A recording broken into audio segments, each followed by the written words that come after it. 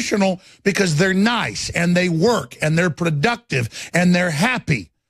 And they punish badness and reward goodness.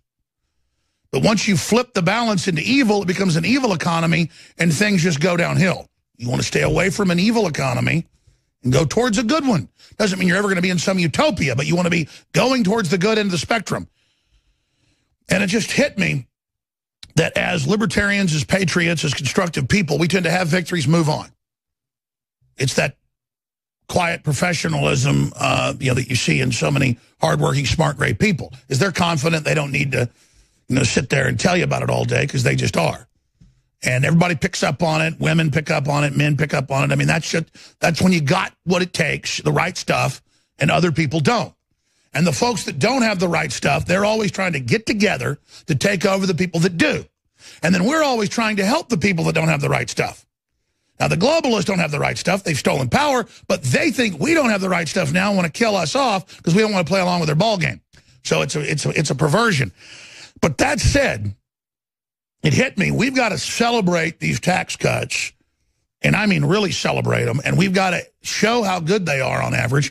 I had a chance to read over last night, and again this morning when I woke up for about an hour, hundreds of bullet points in there, but there's more than 30 big ones, and it's, I mean, one of the cleanest tax bills I've ever seen. It's got some pork barrel in there, but not one Democrat voted for it, which is completely shameful. And even a few Democrats on CNN had to come out and say, you know what, this really is a middle-class tax cut.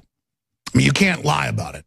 The ultra-rich already wrote the laws to keep their money offshore. Trump just undid the central plank of the globalists taking the money offshore. And that's why I get viciously angry when I see Hillary Clinton and Michael Moore and all the usual suspects lying and playing on people's ignorance. I mean, it really makes me mad. The big banks and the ultra-rich, the Fortune 100, to a group, wrote the 40% or 38.9% tax. The big corporations wrote it. And I sit there with leftists as they go, oh, are you glad your rich friends, Alex, are going to get that big tax cut? People just walk by and sit in the street. Oh, you're working for the rich people now. No, you buffoon. The ultra-rich wrote it to screw you. You pay all the taxes. Shock. Even CNN admits tax bill gives working families damn good money. 1.5 trillion, baby. In fact, it even got rid of some of the tax exemptions for people making over $1 million a year. If anything, it's a tax increase on nouveau riche. Believe me, you're making $1 million a year. That's not ultra rich. It's not 1% that has 70% of the money. We've done the math. It's 0.000000042 of every service. It's like a whole bunch of zeros and then a 4-2. So it's the 0.000000000 whatever 4-2 that are ruling the show, and they want a monopoly. They want consolidation under Democrat globalist control all over the world. You've seen middle classes shrink and the ultra-rich created. And it's the ultra-rich to a man and to a corporation, very few women, that are promoting this global socialist system because they're exempt from it. They transfer your wealth, take it for themselves, and Trump and all of us just blew a giant hole in it, and the EU is panicking. The EU admits it's going to move our jobs back. Ha! They're threatening us, too. I couldn't sleep at about 3:30 in the morning. I got up because my brain was racing, and I got up and wrote a bunch of notes that, again, I, of course, forgot and left on the kitchen table, breakfast table. When I came into work today, when I came into this war today, that I'm very honored and very humbled to be a part of, and it was so clear. It was all laid out right there. And again, all of it you're already going to know. I don't tell you anything you don't already know in your heart. The reason you listen and put up with me is half the time the show's a train wreck because of myself, because you know deep down I am in this with you, and you are in this with me. And that's why they always attack and say I'm not real and I hate my listeners.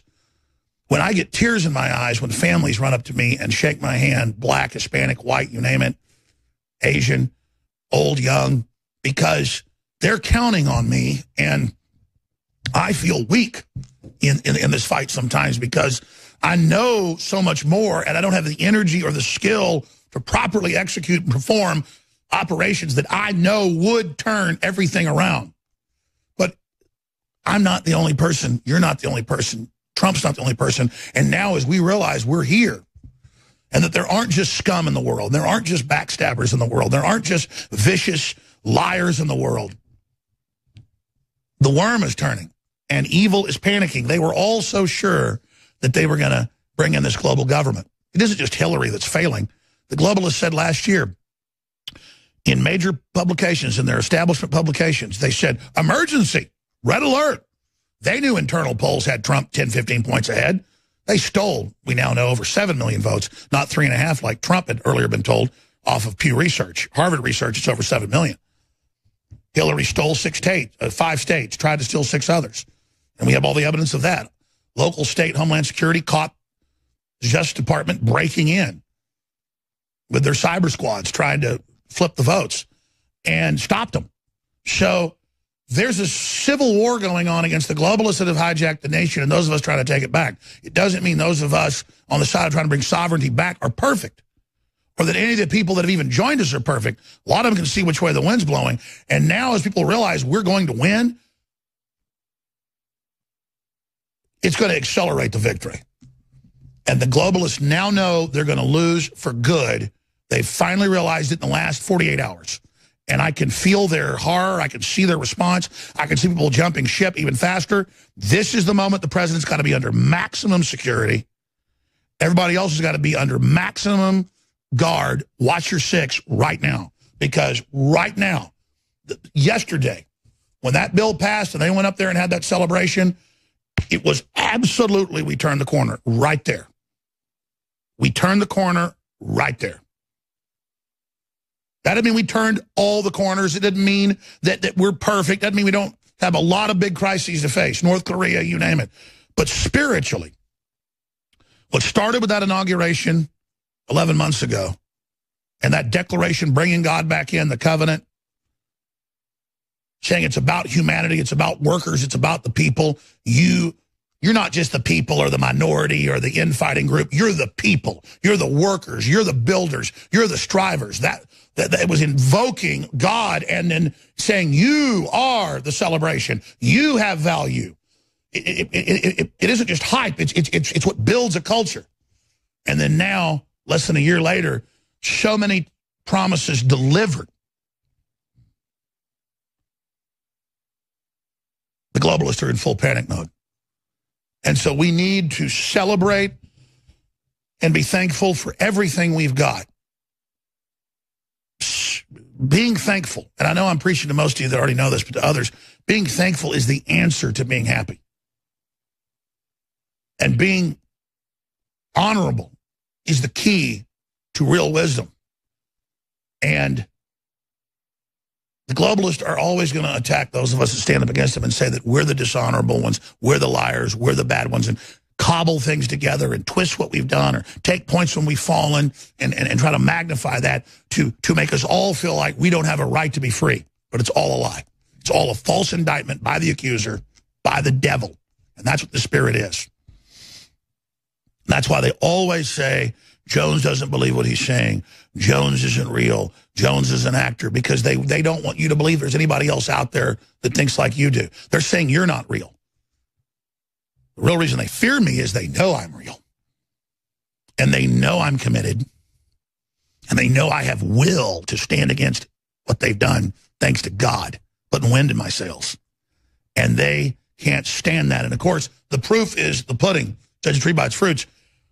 We are destroying the globalists. We are breaking their corrupt world government. We are exposing the technocracies. We are unmasking and unveiling their monopolies. We are causing, together, a global accelerated awakening that has evil everywhere in a panic and desperately coming out of their rat holes, out of their spider holes, out of their eel holes to fight us now, which only accelerates their defeat as we draw their fire. That's the key to this. They've now come into our keep, come into our castle to destroy us in the night, and just like Beowulf, We're waiting. And as they try to flee, we slam their arm in the door and rip it off. We've still got to face other great evils.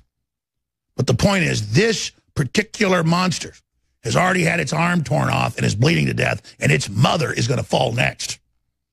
Because we are going into the mountain next, where they molest the children, where they engage in the Satanism, where they carry out their operations. We are going into the mountain. And if some of us are destroyed going to the mountain, it doesn't matter, for more of us will follow. And it won't be fear going into the mountain. It will be honor and the quest for liberty and freedom. And an honor to go into the mountain, into the enemy's own darkness, because we carry the light of Christ in our hearts. Ladies and gentlemen, the EU has completely uncloaked the grandson of the main Nazi fortune, Juncker, who owns a country they hijacked in World War II, Luxembourg. I mean, arrest him immediately, just of the arrogant insanity of these people. Snaggletooth Nazi says, no, you violated international treaties. You can't cut taxes under world government combines. We've signed with you at the WTO. You can't do this. You're going to move back all the jobs to the United States and raise your wages. They actually admit that Trump's for real. You know, articles are on INFOWARS.com with just screenshots of London Guardian, Der Spiegel. EU fears unfair U.S. tax bill will incentivize companies to move to America. And then I've got one right here out of the Associated Press, where they announce, and CNBC, that you violate a global agreement. Let's pull that up. And there it is. U.S. tax reform breaks global rules. EU says, oh, there's global rules? Where do you get rules from? A government. Been talking to us like we're 5-year-olds for 50 years while you set up world government stealth. And as we said, all we got to do is expose it. People will attack us, saying it doesn't exist. But when they finally go operational, everybody will go, what? You said this wasn't going on. The only people that bought the Kool-Aid and drank it was the globalists. And sure, they've stolen trillions and all this other crap. They've got Hollywood diseasing everything and brainwashing people, but that's the weak victims, and we're sad for them. But the thinking man and woman has got it, and they know, and the whole world's like, how dare you? We sucked America dry with big companies. They didn't help people in Mexico or people in China with this crud. They exploited them. They lowered global wages. Giant suckings downward. America was dragging the world up. Free market was dragging it up. Higher standards of living. People wanting more. People wanting to live better. Living longer. But Obama and them go to the third world and say, you can't have cars. You can't have air conditioners. These are the very ones. And they're here going, what did you just do? You're going to give $1.5 trillion to the American people? We had our shoe on their neck. We had them right where we wanted them. You're not psychos like us. You're stupid. What's wrong with you? You're supposed to be vicious and lying and evil and hate everybody. No, we're not Satanists. You understand? And we're coming for you. So the globalists tell you that the liberty movement's fake. It's a fraud. It won't deliver. But they're the ones that deliver tyranny and starvation and impoverished populations and oppressed peasantries. They're the ones that deliver racial division, culture war. They're the ones that deliver the sexualization of children and 50+% of black people never being born. They're the fake left. They're the tyrants. They're the parasites. They're the people that tell you they're coming to take care of you, but really they're going to domesticate you and turn you into a slave. We're delivering on the free market, Renaissance, Enlightenment, Americana that pulled the world out of the dark ages and put us on the road to the stars. Extended life and the secrets of the universe that our Father is ready for us to enjoy, but we have to prove ourselves.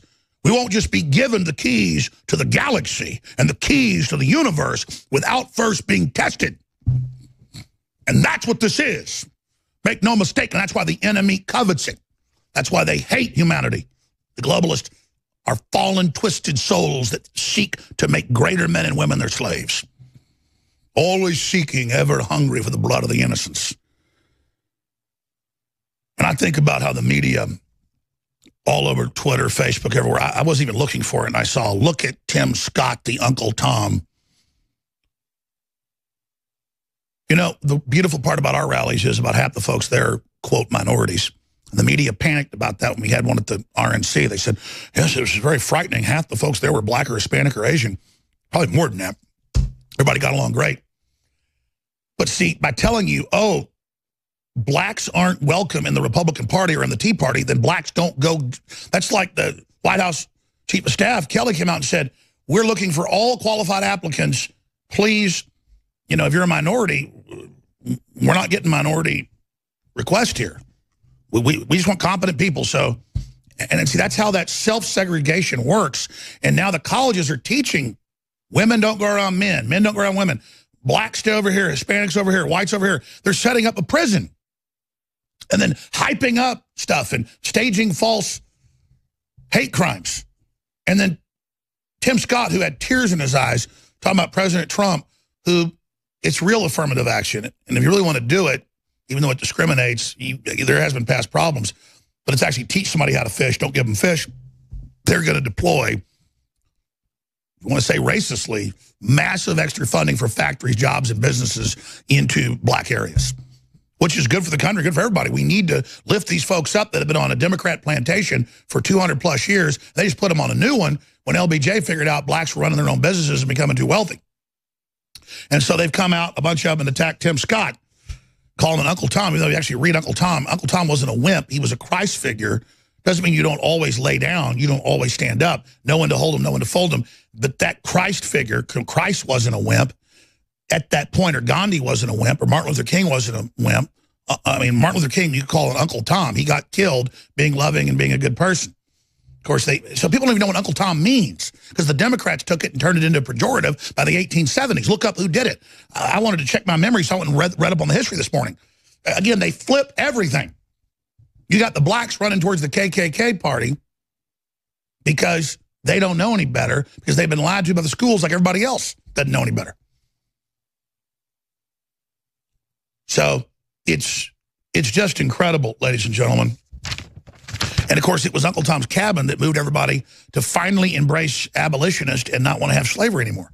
It was that book about the Christ figure, Uncle Tom, that actually triggered all of that. And then by the end of the Civil War, millions of dead by the end to stop slavery. It wasn't started over that. But, see, they take that victory away from you and say, oh, he was a bad, pathetic person that groveled and everything. He was servile. He was all these other things. Well, if you're in front of all the cameras and your enemy's about to kill you, it destroys them when they kill you. Was Obi-Wan Kenobi a wimp at the end when he lets Darth Vader chop him in half? No, he knows it's about to commit the next generation of the fight. He's done at this point. He's also going to buy some time. And again, that's fiction, Uncle Tom's fiction, but it helps people understand what real heroism is at the point that you need to let people kill you. If you're the spirit decide it's the time, then you don't fight, you let them kill you because it brings them down. Because an hour later, you blow up the Death Star. Those are all allegories of how things really work. Martin Luther King blew up the Death Star.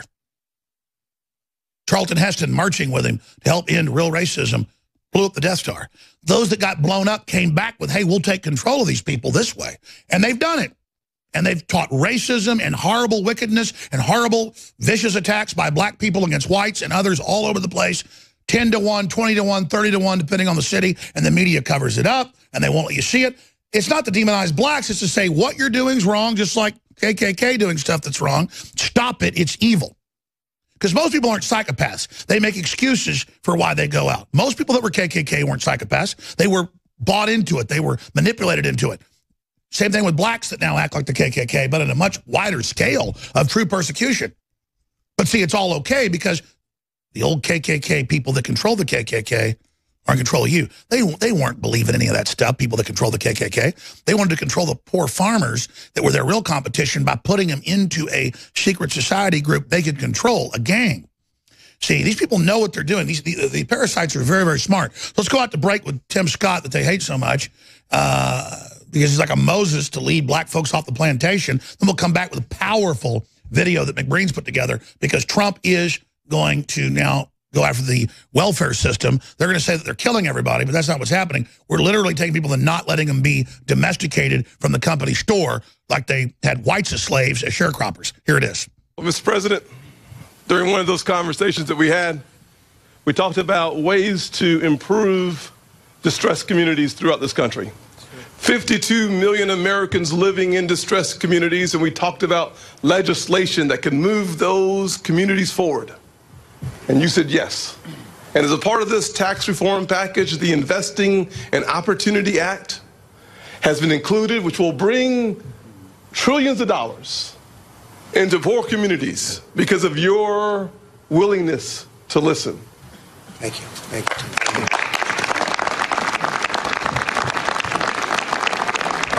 You know, they say Tim Scott's so young and so President smart. Said I only have about 45 Probably going to be the next black president.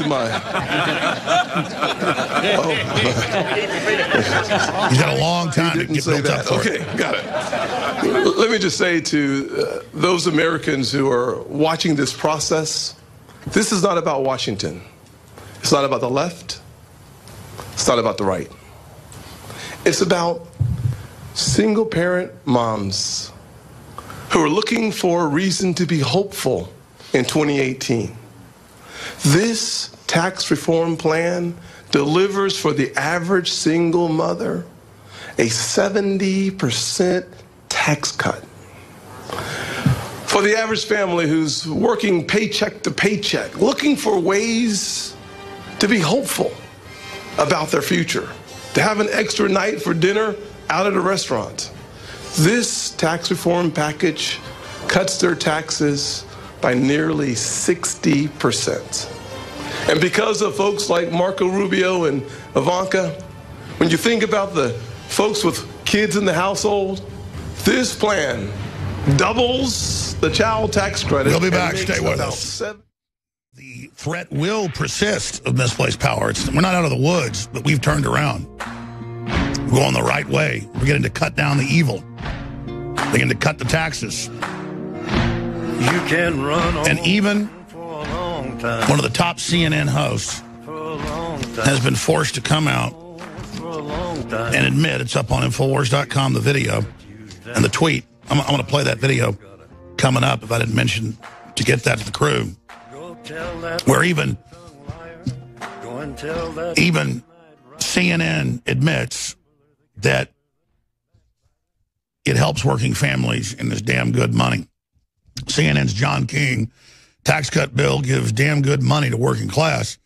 CNN host praises bill passed with zero Democrat support. Wonder how long John King's going to be there. By the way, I had that in my stack, but I can't find it. Will you guys reprint it for me and get the video? I'm sure we do, but that's pretty powerful information. Because it's $1.5 trillion, and most of it goes to the middle class and working families. The big banks, the big insurance companies, the big Fortune 100 pay almost no tax. They've written the laws to be offshore. And Trump annihilated that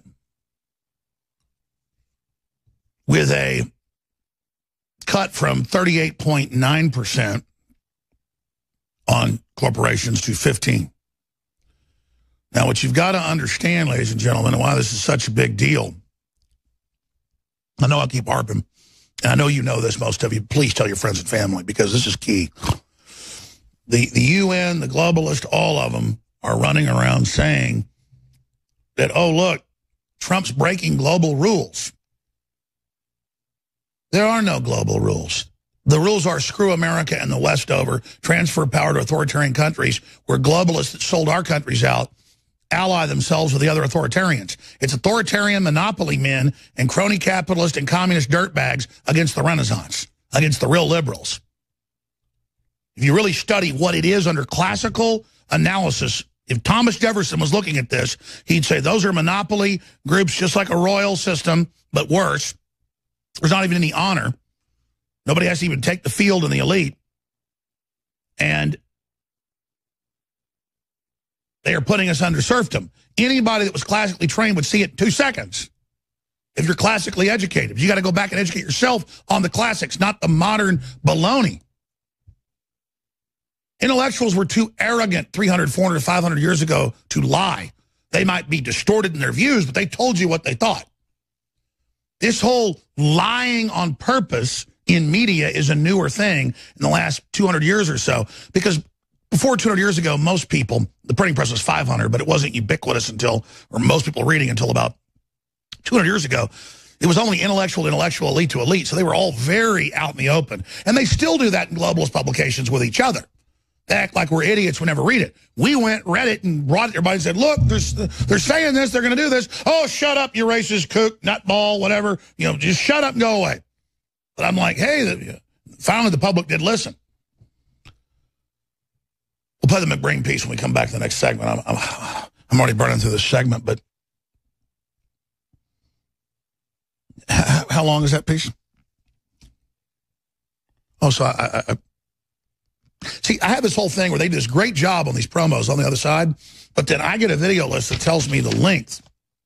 But then those videos never get put on the video list with this group, so then I don't ever know. And the only reason I'm saying it on air is I've asked about 200 times, and I'm asking nicely for just an email to be sent or a message. Everybody's doing a great job, so that I can then know the length of time, so I have to ask it on air. Because a lot of folks think, you know, I'm just asking these things on air to pontificate for no reason. That just goes into the whole computing process of what to do. And I'm kind of teleprompter free. So what we do is kind of strategize here on air, which is not a bad thing. Just most folks don't do that. They do this whole dry, fake thing, you know, pointed right at you. But here it is. We'll cover more when we come back. EU fears unfair U.S. tax bill will incentivize companies to move to the U.S., move back, and they say we're breaking global rules. Well, if China has 14.5 or whatever it is, and then we've got a 38.9, and our own government wrote it that way to make the jobs go to China, you wonder why everything went there. Well, they had a tax rate less than half of ours. And then you wonder why everybody laundered their money through Ireland and moved even more jobs there, because they had zero. Remember the big success story, Ireland, it's incredible. And Trump tried to get zero. Oh, if we had zero corporate income tax, everyone would come back here just like it was before when we set this whole thing up. And we had, 80% of the world's industry. By the 80s, it was half of it. Now it's like 20% of it. Within 5 years, you'd have half the stuff moved back here at real wages, and then that would lift the whole world up. Every economist knows this, but they want a consolidation. I know I keep harping and harping and harping and harping. It's because this is everything, a rigged political and corporate system to screw the average person over, make you dependent and put you on welfare so they can run your life. And that's the clip that we'll play when we come back, start of the next segment. I haven't plugged yet this hour. It's free will. We don't take your money like MSNBC got with billions in stimulus money. We're funded by you buying products at InfoWarsStore.com. And we still got 50% off running right now, unprecedented, on close to 100 of our best-selling items, free shipping store-wide. Most areas still in the United States, if you order today, we'll get it before Christmas. But if you're like the middle of Montana or something like that, you probably won't.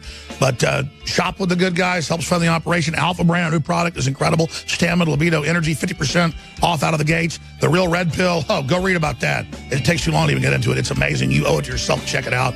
InfoWarsStore.com. And we have the great Myco ZX to knock out the bad fungus and stuff in your gut. That's back in after 6 months being sold out. It's incredible for 50% off. Oh, no. I got a question, folks. Will John King of CNN get fired for admitting the tax overhaul cuts of Trump that we all just had a huge victory with is, quote, damn good money to the American people, and actually is a real middle-class / poor people tax cut that is basically JFK-esque? Classic Democrats before they became total, modern psychopath, or classic Northern Democrat, not Southern Democrat. We're going to play that clip in a moment, but first, Darren McBreen put together this powerful video that has Trump introducing the fact that next up is welfare reform, getting folks off of the spoiled, rotten, brainwashing Democrat plantation. Here it is. I know people, they work 3 jobs, and they live next to somebody who doesn't work at all. And the person who's not working at all and has no intention of working at all is making more money and doing better than the person that's working his and her ass off. And it's not going to happen. Not going to happen. Give me my food stamps. Do you really want to work, or you just want to get a free check? I just want to get a free check. There's a sign behind you that says Waverly Job Center. You have any intention of going in to get a job, or are you just going to get the food stamps? Not looking for a job. Why should I have to go work at retail and deal with snobby customers? Why? Why should I have to dare choose to do that? We called the Department of Children and Families to see what they've been doing to help.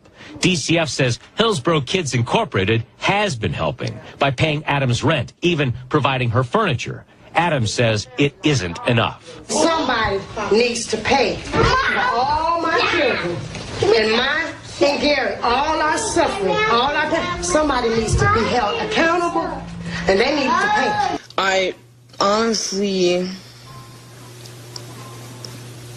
don't want to work, and I'm not going to. Can't force me. I need my food stamps. I need them. Okay, this is not a joke. Just give me my food stamps. That's all I'm asking for. They are not incapacitated in any way, or they don't have a mental or physical disability that's documented and or could be observable. More counties will join them as federal exemptions to the requirements expire now that unemployment is below 10% for each affected county. I felt really bad about being on food stamps for a while. They're just for people who really, really need it, I thought, and I'm like living this flippant lifestyle in San Francisco. Do you think you really, really need it? Well, yeah, and eventually I just sort of realized that even though I'm 24, like, I still have responsibilities, I still have, like, hopes for my future, and if I need to be on food stamps to make that happen, then maybe I do really need it. Are you employed? No. How do you feel about that? I'm comfortable with it, and I feel like I don't need to look for one because I get a check from the government every month. Do you feel guilty about using your food stamp card when you have $850,000 in the bank? No, I don't. I'm going by the rules, and if they need to change their rules, they can change their rules. But I don't see I'm doing anything wrong. How much do you collect in benefits? I get $780 in food stamps, $500 in TANF, and I get Medicaid and WIC. Give me my food stamps.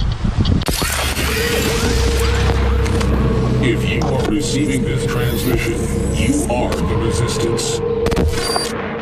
Now, for hundreds of years, once Rome became an empire, they controlled people in the city, which was the political control of the whole empire, with free handouts.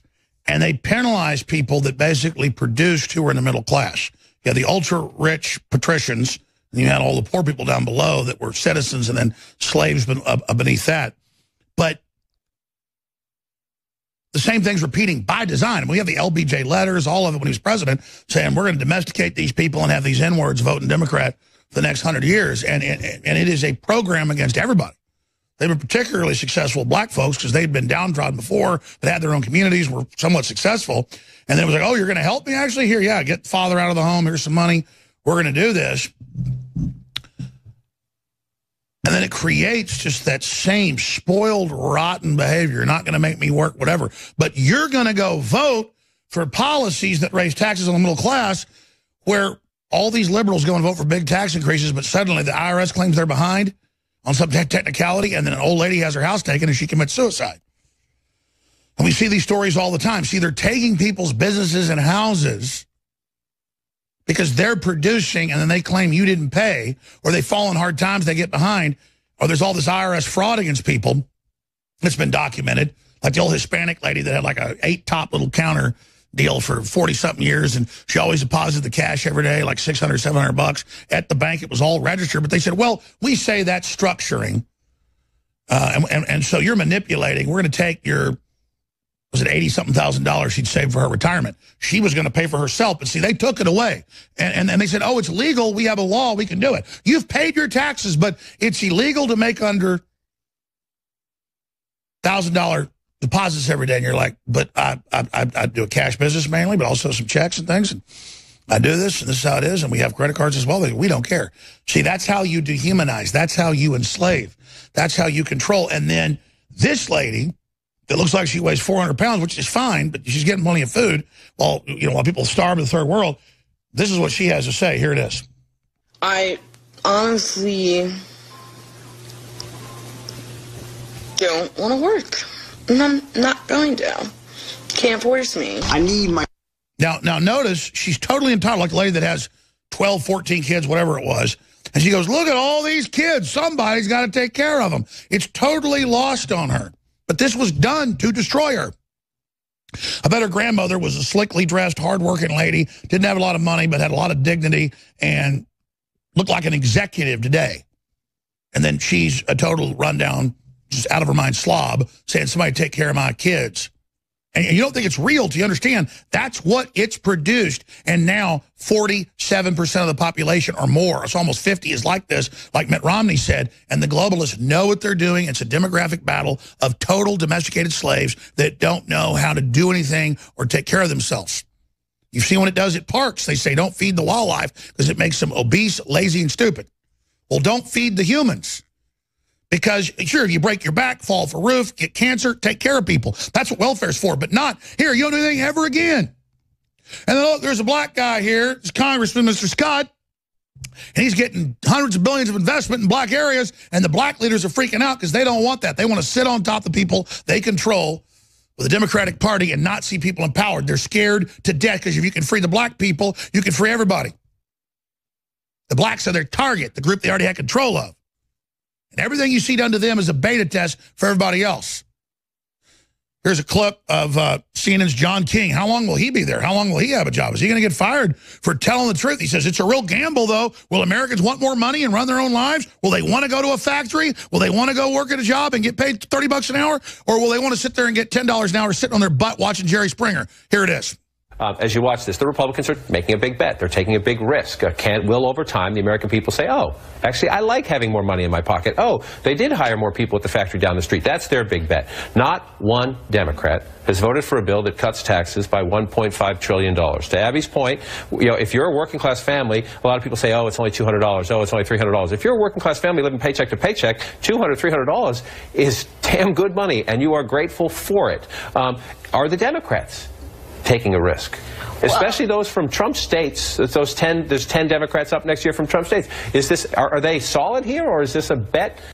That's the lowest level of people that are at the poverty line, and that should be got. Trump wanted it gone, but we're talking middle class, $2,000, $4,000, $5,000 a year. The tax credits for kids. Now you guys like up to $8,000, $10,000. Add all together, somebody making $60,000, $70,000 a year is now going to be paying like $5,000, $6,000 instead of $20,000. I mean, I was looking at the numbers. This is huge.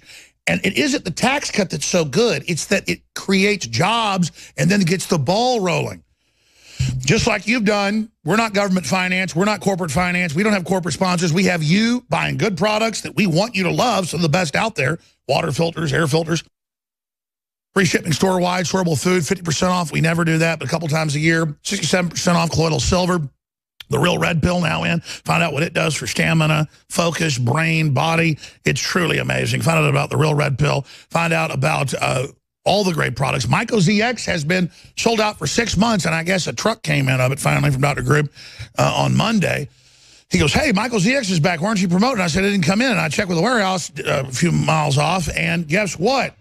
It's all there, but a limited supply, only a few thousand bottles. So if you want your Myco ZX, 20% discount. It's got a 100% wood reorder, 4.8-star reviews, InfoWarsLife.com. You want to flush that fungus and candida and garbage out of your guts? This is the next level probiotic, exclusively available at InfoWarsLife.com or 888-253-3139. We are the resistance. It is a total war. Please spread the links to all the live video feeds and audio links savagely, viciously, and override their AI systems. I've even had media go, how do you like it now that the liberals are calling themselves the resistance? Does that confuse people? No, we're the resistance. We're taking back the planet. And we're always going to be resisting evil in ourselves. It's an ongoing battle. It never ends. It's the great animating contest of liberty. Our perfection is our imperfection. But knowing God's perfection, we can see into perfection. And seeing perfection, we can know it and worship it and be part of it. But through us, God can experience imperfection. Hence, we were created. Expressions of God's mind, but autonomous, individuals, free, not robots, sentient, conscious, sharing the mind of God, but in a tiny, microscopic way, but still beautiful like the rays of the sun through crystal projected on the wall. Not the sun, but beautiful. Not the sun, but part of the sun. And before the media says I'm sun worshiping, it's an allegory to the mind of God. Now, let's play a few minutes of Trump announcing the victory that we should be celebrating greatly, because prosperity to Democrats, communists, globalists, dirtbags, parasites, Bernie Sanders, scam artists like him, rich, filthy, 5-6 houses, $100,000 cars, never worked in his life, big flim-flammer at the college, big scam artist. It's like high noon to Count Dracula. So here it is. In 34 years, but actually really hasn't been done because we broke every record. It's the largest, I always say the most massive, but it's the largest tax cut in the history of our country, and reform, but tax cut. Really something special. And I noticed this just came out 2 minutes ago. They handed it to me. AT&T plans to increase U.S. capital spending $1 billion and provide $1,000 special bonus to more than 200,000 U.S. employees, and that's because... By the way, dozens of companies have now announced similar things. That's pretty good. And... it's called leadership. I have a whole list of accomplishments that the group behind me have done in terms of this administration and this Congress, but you've heard it before.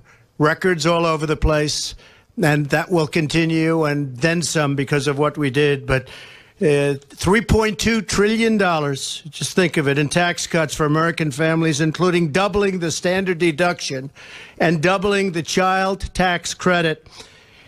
The typical family of four earning $75,000 will see an income tax cut of more than $2,000. They're going to have $2,000, and that's, in my opinion, going to be less than the average. You're going to have a lot more than that. One thing very important for the farmers, the great farmers and the great small business owners that were forced to sell their businesses at bargain basement numbers. We have provided, for the most part, estate taxes wiped out so they can keep their farms in the family, and that to me is a very big factor. Very big. I can't afford our family farm. This is going to mean companies are going to be coming back. I campaigned on the fact that we're not going to lose our companies anymore. They're going to stay in our country, and they're going to stay in our country. And you've been seeing what's been happening even at this prospect. But they have stop right there. I'm going to come back with more of the president after the break. We have a guest joining us. Let's back it up a little bit. That's the thing. My dad, we have an old farm/ranch, and they get more of it gets sold just to keep the little pieces we've got. And then the way they've got it set up, you run cattle, do stuff just to pay the taxes, and then everybody has to have a couple other jobs on the side. And this has all been actuaried in by the big companies. And there's only one group that has higher levels of suicide than our veterans, and that's U.S. farmers. We were so close to total shutdown, and we're still in deep trouble, but we're fighting back. We're conscious now. We've been stabbed quite a bit, but our heart's still pumping. We're going to make it. I know we are. We're going to crush these people, and they know it. For the farmers, the great farmers and the great small business owners that were forced to sell their businesses at bargain basement numbers, we have provided, for the most part, estate taxes wiped out so they can keep their farms in the family, and that to me is a very big factor. Very big. This is going to mean companies are going to be coming back. I campaigned on the fact that we're not going to lose our companies anymore. They're going to stay in our country, and they're going to stay in our country. And you've been seeing what's been happening even at this prospect. But they have tremendous enthusiasm right now in this country, and we have companies pouring back into our country, and that means jobs, and it means really the formation of new, young, beautiful, strong companies. So that's going to be very, very important. The pass-throughs you know all about, and the small businesses are going to be big beneficiaries. We are going to bring at least $4 trillion back into this country, money that was frozen overseas and in parts and worlds, and some of them don't even like us, and they had the money. Well, they're not going to have the money long. And so it's really, I guess it's very simple when you think you haven't heard this expression, but we are making America great again. You haven't heard that, have you? I want to have them get up and get the glamour and the glory, and I just want to have a few of them come up, and they'll speak for a little while short. If the shorter, the better. That way we can get all of you. We'll get everybody up, right? But I want to thank Mitch McConnell. I want to thank, what a job. What a job. And I want to thank Paul. They're going to speak. They're going to say a few words. But Paul, Ryan, and Mitch, it was a little team. We just got together and we would work very hard, didn't we? Huh? Yes, we did. It seems like it was a lot of fun. It's always a lot of fun when you win. If you work hard and lose, that's not acceptable. But I'm just going to name a few names, and then some. All right, folks, we are back live. Just more of the big historic victory, and I cannot stress upon everybody enough. I know you know this, but your friends and family may not. The globalists admit in the WikiLeaks and many other documents, many other statements that they've made, that they are openly trying to demoralize the West, demoralize free market, demoralize Renaissance. And this tax bill is far from perfect, but it's the biggest in modern history. It's as big as Kennedy tax cuts that, by the way, doubled tax receipts in 1 year. And you ask, well, why don't Democrats want that? They want control, and they admit it. So this is a big victory. The worm is turning, in my view. It'll be so hard for the nasty Mueller and his whole fake thing to try to bring Trump down now, even with the Christmas indictment of Kushner that was supposedly going to happen a few days before. We have that on good sources. They may back off on that. Now, Mueller's saying maybe a year out, hoping you forget about the criminality of their investigation. Now the EU's come out and said, this is going to flood jobs back in the U.S. You're supposed to match taxes with us under these secret agreements. I mean, that's in the Associated Press, that we're breaking global government rules. Yeah, it screwed us over. I mean, we might have got sucked into your world government. It was some great deal. Then later you could have took over. But you made it a screw job from the beginning. You won't even tell us who runs the TPP and all this. Oh, Trump killed that too. So I could be critical of Trump on quite a few things, but frankly, I couldn't do what he's done. And the global movement that all of you are leading, that Matt Drudge is leading, I mean, I can't thank everybody in the independent real press. But now having talk show hosts, John King on CNN say this is a great deal for people. This is really historic, $1.5 trillion, getting rid of the, cutting way back the estate tax, bringing back the corporate money. This is a big deal, and I couldn't think of a better person in the aftermath of this victory, the consummate libertarian, talk show host, expert, businessman, father, patriot, Stefan Molyneux, needs no introduction. YouTube / Free Domain Radio, Twitter, Stefan Molyneux, freedomainradio.com. You can get his book, The Art of the Argument. That's excellent, by the way. So he joins us now to give us his look at this and how he thinks they're going to counterstrike, or maybe he disagrees. Maybe this isn't that huge of a victory. Stefan Molyneux, thanks for coming on with us, sir.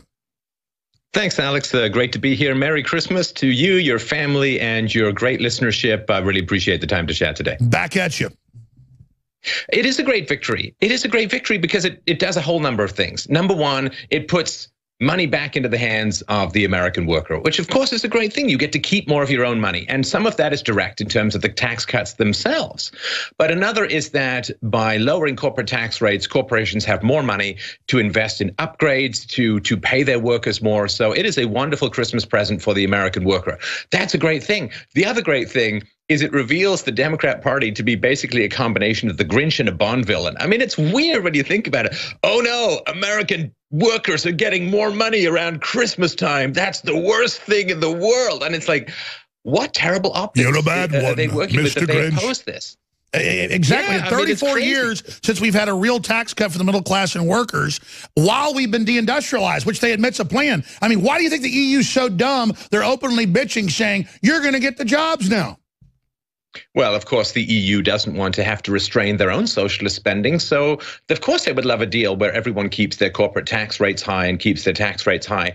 The EU is also being revealed this season as well for sanctioning, working on massive sanctions against Poland while paying billions of euros to Turkey, of all places. Poland, that the West fought to try and free and failed in the Second World War, who fought valiantly against both Nazism and communism, are being sanctioned, while Turkey, of all places, is being rewarded with billions of euros. I'm glad you raised that. They're threatening Poland and others with billions in fines, 100,000 euros. Explain that to people. Per illegal that's come in, military-age men, the raping, the killing, going on the welfare. They're giving them, throwing pensioners out of their Section 8 housing, putting them in. I mean, this is a crazy plan.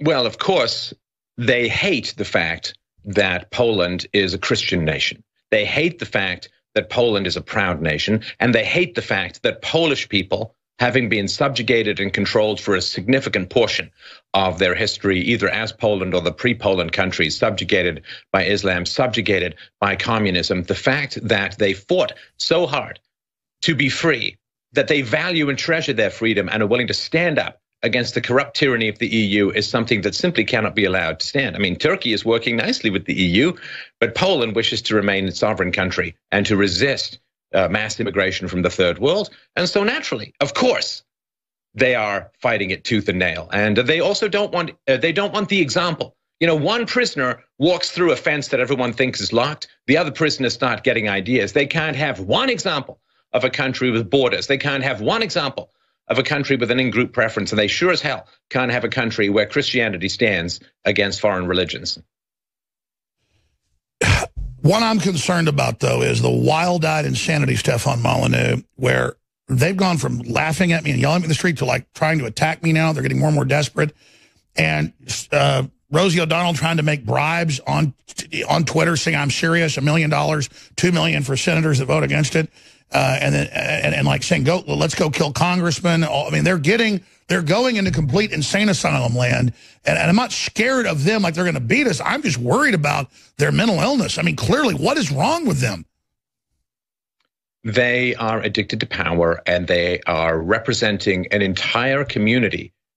In America, this is tens, possibly even 100 million or more people who probably feel genuinely having been dependent on the state for generations. And I'm not just talking about the poor, we're also talking about the military-industrial complex and all the people who benefit from the state's awesome power to create and redistribute trillions of dollars in the economy. That has created a market of people dependent upon state power, dependent upon the coercive nature of the state apparatus. And when someone like Donald Trump comes along and says, we're going to make the state smaller, we're going to put more people in the free market, we're going to put more people in the tax-paying private sector and out of the government-dependent public sector, they panic and they freak out because they view the government as the sole source of their survival. They no longer have the self-esteem to believe that they can survive without welfare. Exactly. We got to go to break. Stefan Molyneux, stay right there because I want to talk about this because literally they're the ones that have always been robbing us and feeding on us and trying to dumb us down to be better servants, domesticate us. And then we're finally struggling back because, half our wealth isn't enough for them and they think we're killing them because they act like we're killing them. Meanwhile, we're bringing all this wealth back and going to help them. That's what created all the wealth, idiots, was a little bit of free market. We just get out of the way and let the adults just give you freedom. My God, you morons. But see, they crave the power to control people. It's worse than just dependency. Stefan Molyneux is our guest. He's riding shotgun with us in the hour. We have the former board member of the Davos Group, or the head of the Aspen Group, you name it, Ted Malloch joining us again. He's finally ready to talk about Luciferianism and Satanism in the elite. He himself has degrees, not just in economics and the rest of it, but also in theology and in the study of religions. And it's rampant in the globalist. But again, whether you believe in the devil or not, it's an operating system, a spirit, an attitude. Like pirates, catch their hair on fire and have skull and crossbones saying, if you don't give up, we'll kill you. There's blood dripping out of the skull on a flag. It means we'll kill you anyways. So it's kind of an idea of we're going to hurt everybody. We're going to steal from everybody. We're going to invert reality. We're going to be corrupt. And anybody who isn't into that, you finally run into people that are like that. And you're just blown away that they get off on blowing systems up, controlling people, dumbing people down. They get off on it. And free market is a system that allows you to make choices through the market. And generally the will of the people in a real market is the best system. But you see BuzzFeed editors saying, I want total communism for Christmas. Okay, so again, living here in a quasi-free system, much better than North Korea, they're making these statements. And Stefan also wanted to get into Christmas because in my view, if you're able to say 2 + 2 = 4, that's freedom, quoting George Orwell. Well, if you can say Christmas, it's freedom. And it sounds silly, but they really want to erase everything, whether it was perfect or bad or good or indifferent, because they want to force you to accept their new system. So that's why they go after Christian culture particularly. I don't mean the fake churches and all the corrupt things that are involved with those, but I mean the actual idea of that. And then they make fun of, that and want to destroy it. So, Stefan Molyneux, why, just as a researcher, looking at like an anthropologist or sociologist, why do they want to attack Christmas? And why are they going after it so much in this culture war? And how are they doing in the culture war? And that feeds back into what we hit at the break. What are they going to do as this all caves in? Most of them weren't even part of the power structure, but they were living through it, feeling like they were running things culturally, and we're going to excoriate and control and re-educate those of us, liberal, conservative, libertarian, agnostic, that didn't fit into their little box. I mean, really, they're a cult of bullies. Well, there are those, and this is, I think, very appropriate to Christmas time, Alex. There are those in the world who want to do good, to be virtuous, and that is individual action. That is going to help the poor. That is going to bring food to people. It's going to work in soup kitchens. It's going to speak to someone who's down and raise up their spirits.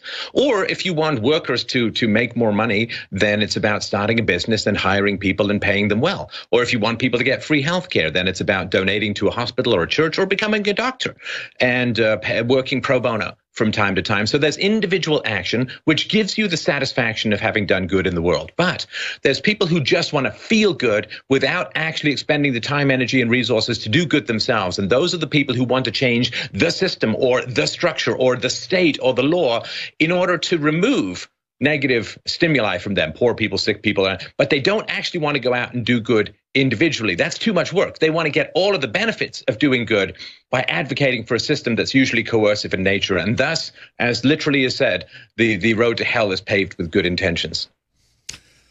I've never heard it said better. That's it. And so you pointed out the groups out there that just think, hey, I'm going to be thrown on the street, and they don't know any better. And that's kind of the folks on the bottom of the rung. But in the last decade or so, more and more of that pyramidal structure actually thinks they're part of the elite and have been taught kind of the upper crust anti-liberty, anti-human authoritarianism. And so the left, in its modern sense, has, I believe, converted to a crazy form of authoritarianism. Do you agree with that? And if so, why? I think it's the devil's temptation, right? The devil takes Jesus to a mountaintop in the desert and shows him the whole world and says, all of this can be yours if you follow me. And this Darwinian thirst for material power, for material resources, it's merely about gene reproduction for the most part.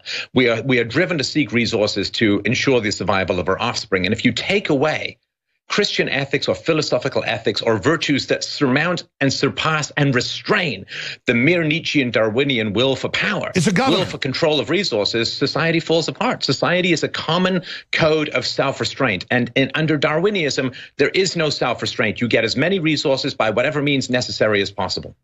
You have just crystallized it. And the globalists endorse that. They say we're social Darwinist. Explain what that means to people. Well, social Darwinism to some degree is, I think, allowing for the state to favor particular groups. One of the things that's happened that's been really, really tragic is the growth of the single mom industry, so to speak, where you have this breakdown in marriage, you have easy divorces, you have alimony, you have child support, and you have the state stepping in for irresponsible women who have children. And then they lionize it. We're not attacking single women, but then they lionize it. They set it up. Well, it used to be the case, of course, that if you were a single mom, your parents would end up having to pay to raise your child. So your parents had a very strong incentive to restrain the wild tsunami-like hormones of teenage sexuality. With the welfare state taking away the negative consequences of irresponsible sexuality, it's the old Chesterton quote, says when you get rid of the big laws, you don't end up with no laws, you end up with an infinity of tiny laws. And now we have all of this crazy breakdown in sexual morality, which is causing massive amounts of predation and massive amounts of single motherhood. And so this is the welfare state takes resources from more responsible people and gives it to less responsible people, thus encouraging the reproduction of less responsible people. Personality is largely genetic, and therefore you have social engineering, you have a kind of dysgenics operating at a social level through the welfare state, and it is tragic. Well, exactly. The eugenicists claimed they were going to clean all that up, but instead they made it 50 times worse. Yeah, the government should not be involved in providing resources for reproduction. That is eugenics at a fundamental level. Whether you have eugenics on a race or class-based level, it's wrong to take resources from one group and give it to another group because it's fundamentally messing with the DNA of the species, usually to extraordinarily terrible effect. Well, we've seen that. I don't know if you've seen the compilation of videos. We might play it again, where people go, I got 12 kids. Somebody better take care of them. It's not enough to get $10,000 a month in free housing and free furniture and everything. I'm going to sit here on my butt squirting kids out, and you're going to pay for it. Oh, and it's terrible. And when children are an expense, society gets more responsible because responsible people have to pay for those expenses. And women choose the best provider. In a free market, the best provider tends to be the smartest, the most resourceful, the most intelligent, the most wise, the most mature. And so you end up with a positive eugenics in the free market where smarter people end up with more resources, more kids. Free market is the only humane, true eugenics. It is, absolutely. And when you end up with the system where children become an asset rather than a liability, then what happens is people have children in order to make money. And that means they don't have to have anybody responsible sticking around. And of course, the whole welfare state thing where they say you only get welfare if there's no man in the house. They are paying women to have children and keep fatherhood at bay, to keep fathers away. And Stefan, we got to go to break. When we come back, I got to ask you, they admit they're doing it by design, just to have control, but don't they see what it ends up in? It literally ends in idiocracy, and idiocracy isn't coming in 300 years. We're here. Stefan Molyneux, Free Domain Radio. What an amazing guy. And we're getting the new studios and stuff built and getting more crew hired. I've been talking to him about very soon, trying to get him to work with us daily, hopefully, but he's a busy guy. Not a guy smarter out there than Stefan Molyneux. We're really blessed to have him with us. I'm Alex Jones, Infowars.com. Merry Christmas, everybody. We'll be back as we attempt to retake freedom. Ladies and gentlemen, we undoubtedly have the biggest specials of the year every Christmas.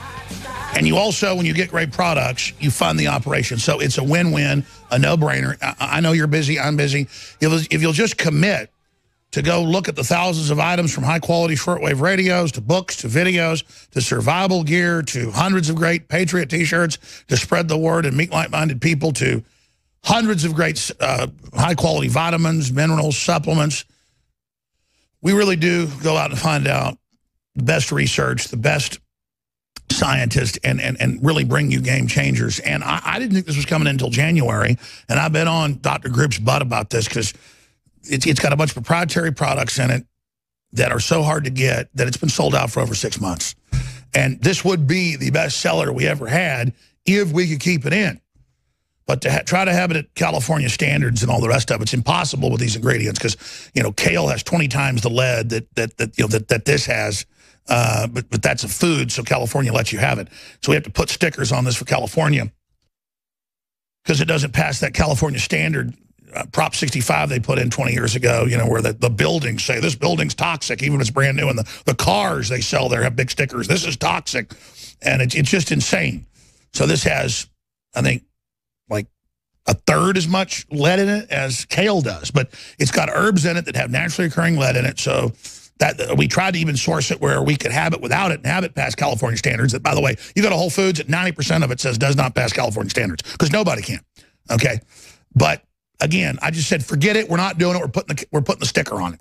Okay. It doesn't pass stupid California baloney standards where the lawyers pass that law. The air has more lead in it. Okay. I mean, it's unbelievable. The point is that it's amazing. And it goes in. We're not just putting on a formula saying this knocks out yeast and candida and then put anything out. And then if there was a problem, we just change it. This is the formula that works. It's taken us 6+ months to even get it back in stock. And people, it has 5-star reviews. It's insane. And if you think just probiotics are good to displace the bad bacteria because all the pesticides in the food kill the good bacteria, and then you take good bacteria so that you can replace it, that's a good thing to do. We have Flora-Life and Carnivore Enzyme. They're all excellent. 50 billion live enzymes, you name it. 50 billion live cultures. It's all there. But Myco-ZX is amazing and will annihilate the slime walls that yeast and funguses create in the gut to take over your entire biological system and feed itself. You have to knock that out. And let me tell you, most people that take this, it is insanely dramatic if you have a yeast or fungus problem in your gut. If you don't have a problem, well, then you're like 10% that just say, okay, it's got a bunch of good herbs in it and compounds. MycoZX is back in stock, InfoWarsLife.com. And when you get it, you fund the operation. 50% off on all our best-selling items, 67% off on a bunch of best-selling items. Those are lost leaders, by the way. Sign up for auto ship, an additional 10% off. InfoWarsStore.com, 50% off the high-quality, fluoride-free Super Blue toothpaste that is empowered and fortified with colloidal silver and iodine. The Real Red Pill now available. The best time to introduce yourself to these products and fund the info war and to commit into next year. You see the dividends you're getting right now with these tax cuts and the victories against globalism. So thank you all for your support. Please commit today. And you can still get these products before Christmas in most areas of the lower 48 if you order today. 888-253-3139 if you want to order on via the phone or have any questions. Also, a great gift for Christmas is, you didn't ask me to do this, but I'm going to do it. By the way, I want to carry the book. I don't think that's been done yet. That is The Art of the Argument from Stefan Molyneux. So before we get back into all this, because it's important to fund all our operations, you're being censored, you've been demonetized on YouTube, 90%, so have we. They're trying to block us everywhere. So folks, if they want to hear more of this, and see the websites get better and see more content and see people expand, then support, buy a book, subscribe to a special broadcast, whatever. How do folks do that, Stefan?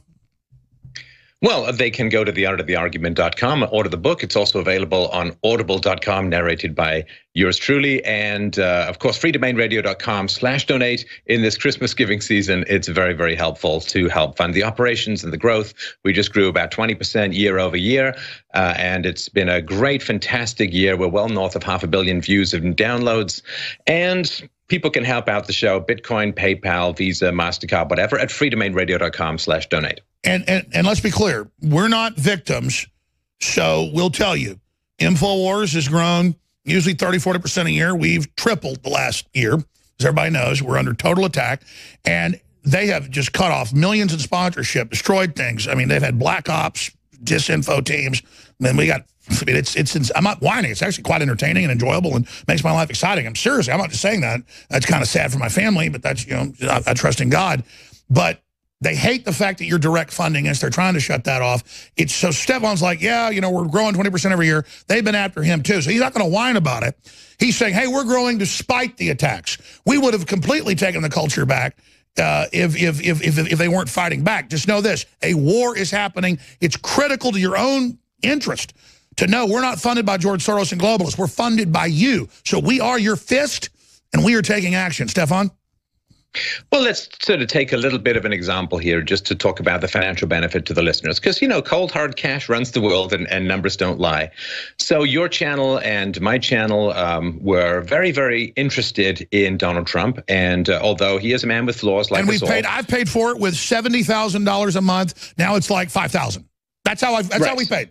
I've paid almost $1 million. So I did a lot of shows reaching millions of people about the lies that were being told about Donald Trump, because for me it was a twofer. It was help get people to the truth about Trump and his agenda, and also show just how much the mainstream media lies. How do you know they're lying? They're broadcasting. And how much did you pay for telling the truth? Well, it was a bit of a challenge, let's put it that way, at times. But look, I mean, just look at, so Donald Trump got in, and now the biggest tax cut in U.S. history has just been passed, which puts lots of money back into the hands of our listeners. So if you've helped support this show, $20 a month, $50 a month, $5 a month, whatever, bought some stuff from your store, bought my book, helped support things, I think it's kind of paid off just in terms of you may be getting thousands but I just of want to explain, we went from no mandate. We went from $70,000 a month when they delisted us and went like 95% demonetized to, again, like $7,000 to $10,000 a month. I mean, I'm not whining. I want people to know this is what YouTube did to us, and admittedly to punish us. So I'm not saying, hey, look at me. I'm just telling listeners, thank God you're there. We'd be gone. Because listeners filled in that gap. You want to fund the people who are being opposed the most, because the people who are being opposed the most are doing the most. You know, if you're in a war and you're marching in the wrong direction, you're really not going to reach any opposition. Nobody's going to be fighting you. In fact, the team, the other army, the enemy, are very happy that you're marching in the wrong direction. It's when you march in the right direction, I guess Wonder Woman style, that you run into the blistering fire. So look at the people who've got the most smoking craters around them and give them some ammo. Gosh, it's true. And it's not that I'm even whining. I just want folks to know, like I'm a heat-seeking missile that goes towards their fire, like the World War II analogy of, they didn't have radar or satellite then. They went towards the flak because they would shoot, wherever the factories were. And it's the same thing. We're steering into it. We just want folks to know, exactly as you said, whoever's being attacked the most is the key to spread. There is no substitute for, and it's a great kind of radar, because when you look at the people who are being attacked the most, and listen, there are people who are wrong, and it depends how you're being attacked. If you put it, like if I put out an argument that has some incorrect data, or I've made a reasoning error, fantastic. You know, people will tell me that. But instead, it's racist, scum. They're not attacking us on what we did. Right. And if they go after you at this hysterical, venomous, puff adder, viper strikes personal level, yeah, he's a this, he's a that, and to just try to bury you in negative adjectives, that means you're doing something right. And so when people are being attacked, libeled, slandered, lied about, and so on, that's when you really want to pay them attention, because they're not fools. The enemies are not fools. They know who's having the most impact, and they also know when the person having the most impact has good reason and evidence behind them. Because if you've got bad reason and evidence, you just say, oh, the data is contradicts what you say. Exactly. We have their number. We know their program, and we're winning. That's why they hate us. And they have openly told. They have openly told everyone through the Saul Alinsky book, Rules for Radicals, and a lot of other publications. They've openly said, we just want power. We just want control. We don't have any values. We don't have any ethics. We don't have any standards, but we know our enemies do, and we're dying to use them against them. Yeah, Saul Alinsky said, I worship Lucifer. I'd pledge myself to Lucifer in the intro of his book. And the New York Times the other day said, we love Saul Alinsky. We're going to defeat you. He's our God. Stefan Molyneux's got a bunch of topics. I'm not going to bring up a topic. I'm going to see what he wants to cover next on the other side of this quick break.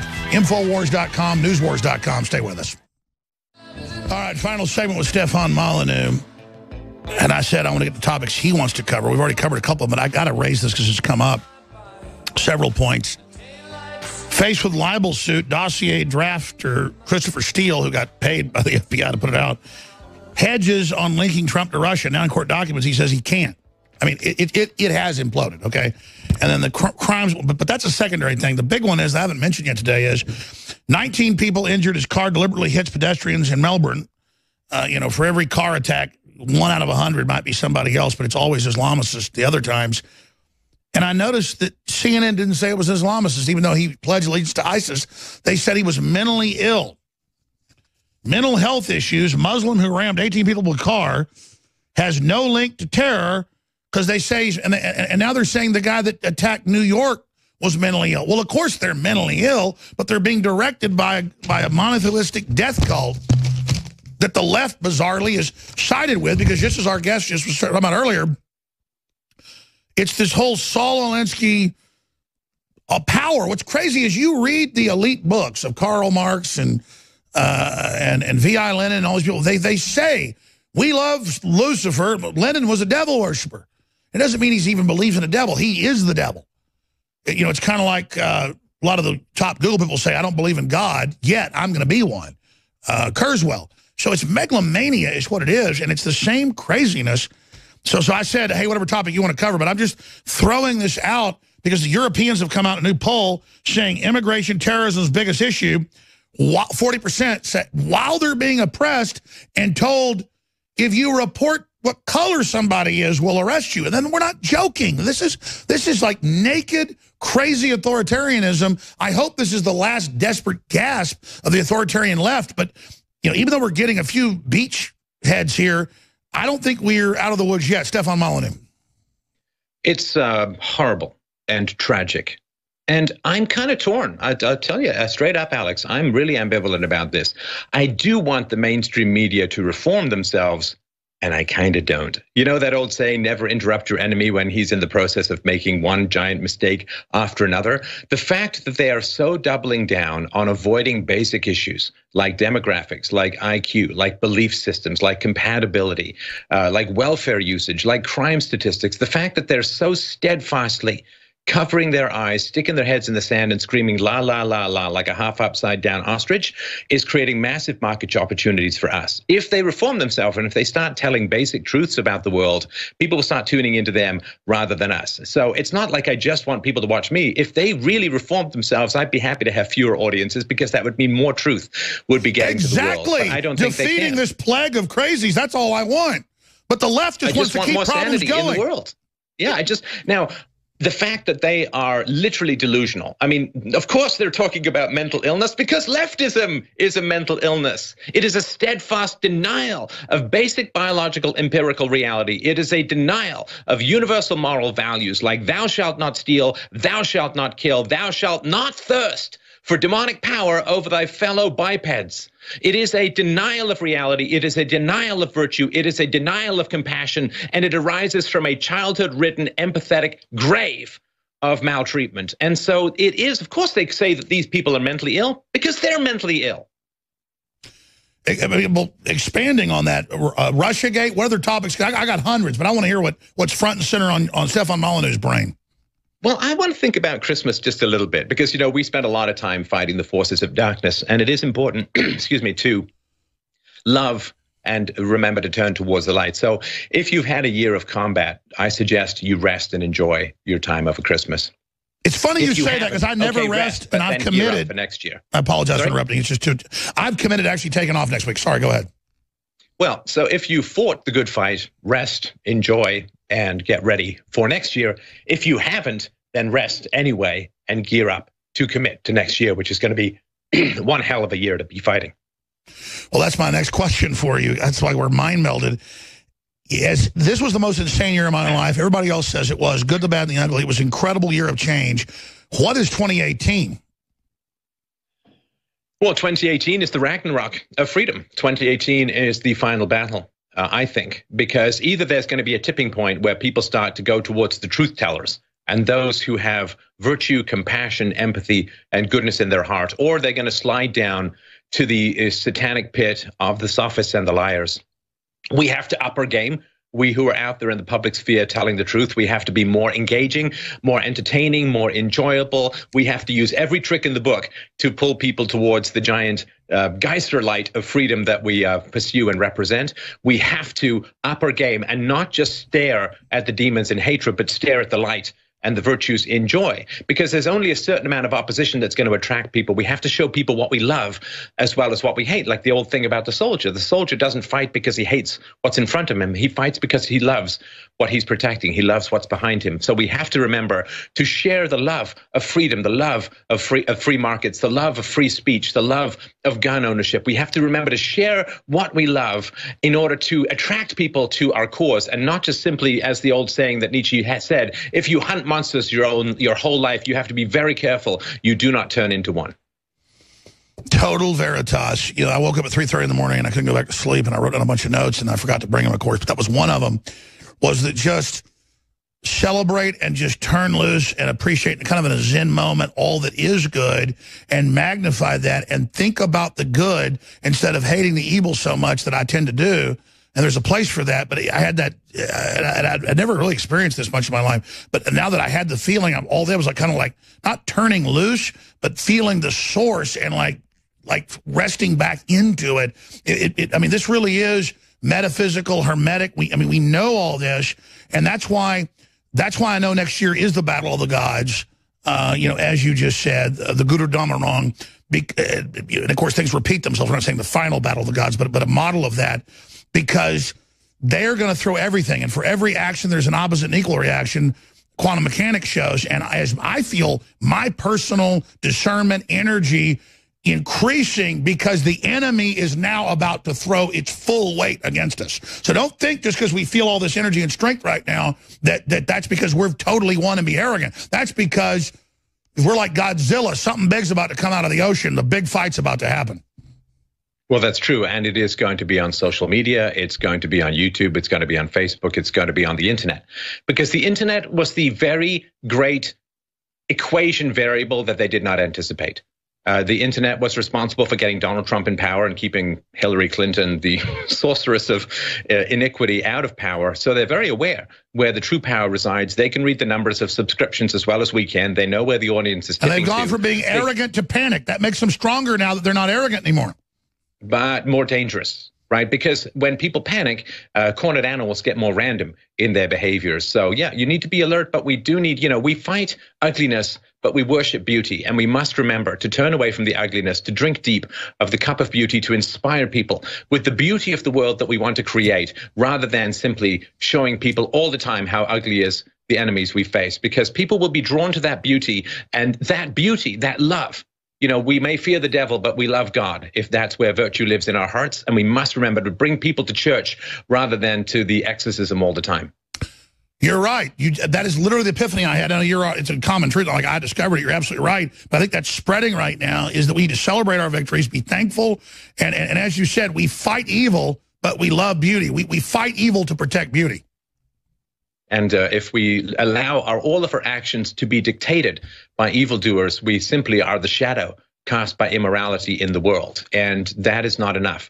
We really must. We can show the darkness by being the light just as much as going down to the dungeons. You know, if you brighten something up and if something's in the way of the light, it casts a long and highly visible shadow. And if we blaze brightly in our joy of truth and beauty and virtue, then we will show the horrifying nature of those we oppose far more than if we go down and fight them all the time. How did Hercules defeat it when he had to go into the dark? Remember his final feat, if memory serves, and I guess he had to like go inwardly to the light that was within him to defeat it. It wasn't battling anymore. He couldn't beat the darkness by sheer will. He had to think about the light that was in him that God had given him to defeat it.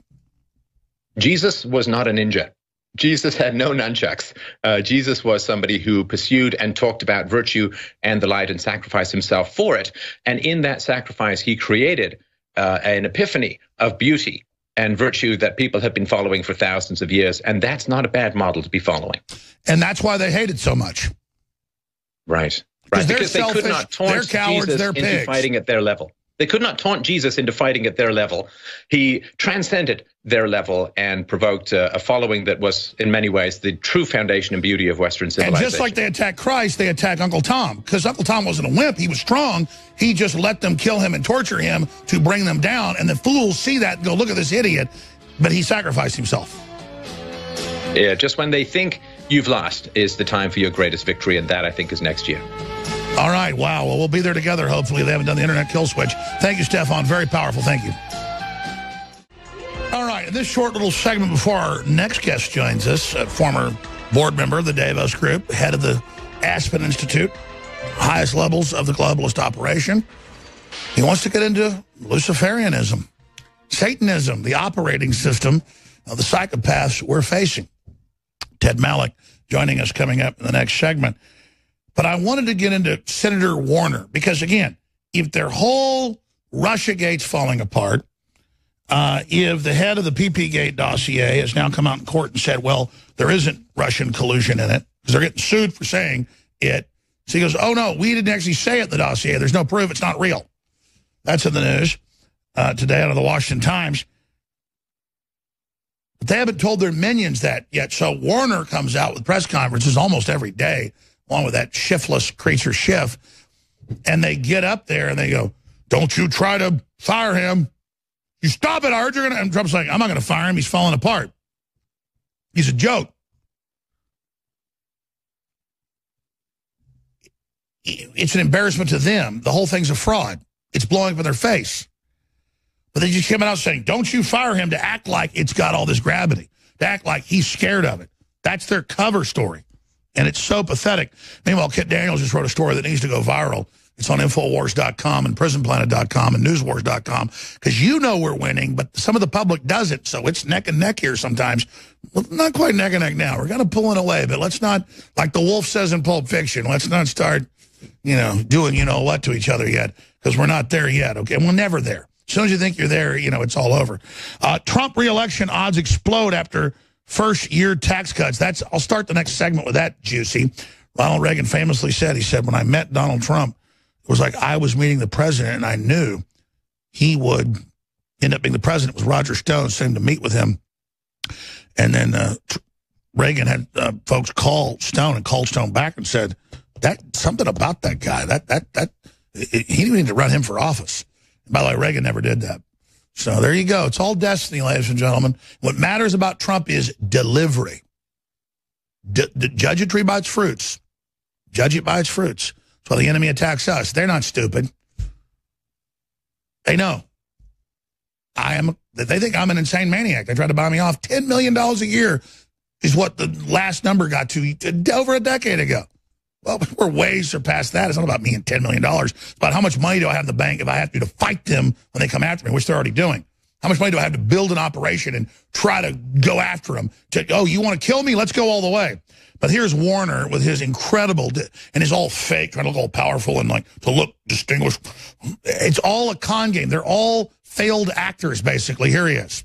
I rise today concerned about the threats. He looks like a pedophile. Special counsel's critical investigation. Just saying. I'm not saying he is one. Of Russian interference in the 2016 election. Over the last several weeks, a growing chorus of irresponsible and reckless voices have called for President Trump to shut down special counsel. Criticizing your fake investigation is shutting it down. No, it's not. First, these calls came from the fringes of our political discourse. Those who would refuse to... And then we figured out we're kicking your ass, and we said, don't do it. Before base political instincts. Any attempt by this president to remove Special Counsel Mueller from his position... The Hillary minion. ...or to pardon key witnesses in any effort to shield them from accountability or shut down the investigation would be a gross abuse of power. Well, buddy, don't worry. It isn't going to happen. You dumbass. Trying to change the whole subject, excuse me. I mean, what a sack of parasitic crap. That's the type of stuff the globalists put in this country to get in power to screw us over. And guess what? The tide turns, scum. Like all those other senators that aren't running for re-election. And you better start getting ready not to run for it. Because don't worry, everything we know about you is about to come out, Warner. Get ready. It's not entertainment. It's information warfare. Brought to you from deep in the heart of the ATX in occupied blue state territory. Returning the Republic from deep behind enemy lines. I'm your guest. I'm your host, Alex Jones. We have our guest, Ted Malloch, getting lined up right now via Skype from the UK with big news. He's a former board member of the Davos Group, former head of the Aspen Institute, been in the highest levels of globalism, and he's going to tell some big secrets today about their mindset, their view, and the whole 9 yards. So get ready for that in a moment. But first, Ivanka Trump, talking about just the child tax credit, one of the 30 little juicy gifts of our own money back to us to choose how we want to spend our money and hence social engineer things according to the people's will, not a bunch of hunchback Skeksis in D.C., New York, and L.A. and Hollywood who, again, want to just cuckle everything because they're demonic hunchback demons that know they should be thrown to the furnaces of hell immediately. Let's go ahead now and go to this video. Your name actually has been linked to this for a while because you were pushing an increase in the child tax credit. In the ultimate final bill, it essentially is doubled. And I know you also had Mike Lee with you, the senator from Utah, and Marco Rubio as well. Explain to the folks at home what it's going to do for them. Well, the president was very clear that he really wanted to ensure that this bill accomplished two goals of enabling American businesses to grow and be competitive and therefore lead to wage increase for working Americans, but to also target relief at middle-income families. And the child tax credit is an incredible vehicle to do that. We all know the cost of raising children has gone up exponentially in this country, as until recently wages have stagnated. So raising children is very expensive, but it's the most important investment that we as a country can make in the future. This is the next generation of American workers, American entrepreneurs, and innovators. So the child tax credit was doubled. The refundability was expanded. Very importantly, the standard deduction, the standard for the average family, the standard deduction was actually doubled, which is enormously beneficial. It's incredible. The child independent tax care credit was maintained as part of the bill. The adoption credit was maintained. A lot of good stuff in there. Well, when you look at the things that were cut, were the loopholes that benefited lobbyists and the special interests. Yeah. The things that were We're going to pay more taxes here, actually. Were things like the child tax credit that would have such meaningful impact for everyday Americans. One of the things that was really so amazing to me in traveling across the country is just the sense of financial fragility most American families experience, even middle-income American families. The average American family can't come up with $400 in the event of an emergency. Yeah. And my father is committed to changing that. This administration is committed to changing that. Amen. But see, the globalists want a bankruptcy, Cloward and Piven, to be able to reorganize everything. That's the plan. I mean, they admit it. It's not like we're just here seeing it and going, it looks like that. That's what they say. And so when you realize that, it's just so cold-blooded what they're up to and how close they got us to the edge of that precipice. And how sweeter it makes this reprieve. But we better work harder and realize the globalists, the leftists, they admit in the New York Times that they are just energized. Soros gave $18 billion. He usually spends about $500 million a year trying to bring down the U.S. And now it's $18 billion. But here's the deal. You go see who he can muster out on the streets. He's trying to beat a huge wave. And historically, you just can't do that. We're going to go to Ted Malloch here in just a moment. But I wanted to play this clip because this triggered the left to have Congressman up there, Tim Scott, who they say could end up being, you know, the next president down the road. Who cares if he's black? All I care about is his brain. And he's a patriot. He's shaking with pleasure when he realizes how much true affirmative action under Trump's plan is already being dumped into inner city areas. Real jobs, high paying. These aren't just fake make-work stuff turning into a social worker with no pay. This is the real deal. And this has got them so incredibly panicked right now. This has them scared because they were so close to seizing control of America and using it as a pure engine of evil. You think the Russians were bad when they went in and took the Tsars out in 1917 at a moment of weakness and turned Russia into an engine of evil? And it was bad. Can you imagine the United States as a pure engine of evil? This has been a mixed bag the last 50 years. Pure psychopath-driven evil by the globalist. The Hollywood globalist type. I mean, good God.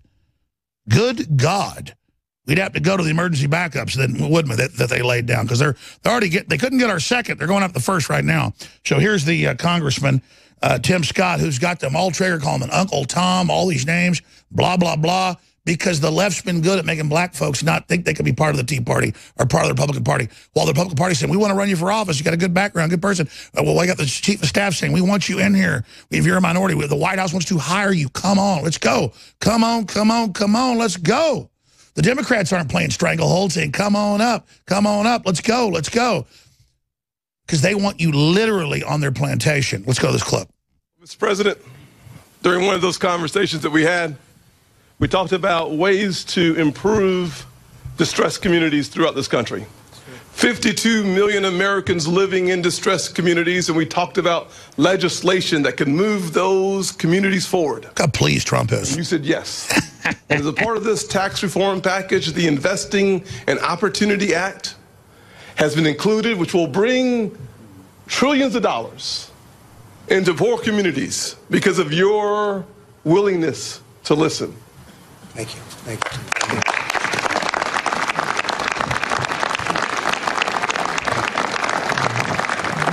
The president said I only have about 45 more minutes, so I'm going to get to my...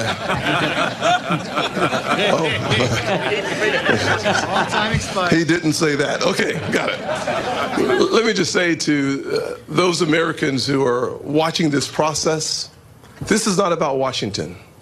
It's not about the left. It's not about the right. It's about single-parent moms who are looking for a reason to be hopeful in 2018. This tax reform plan delivers for the average single mother a 70% tax cut.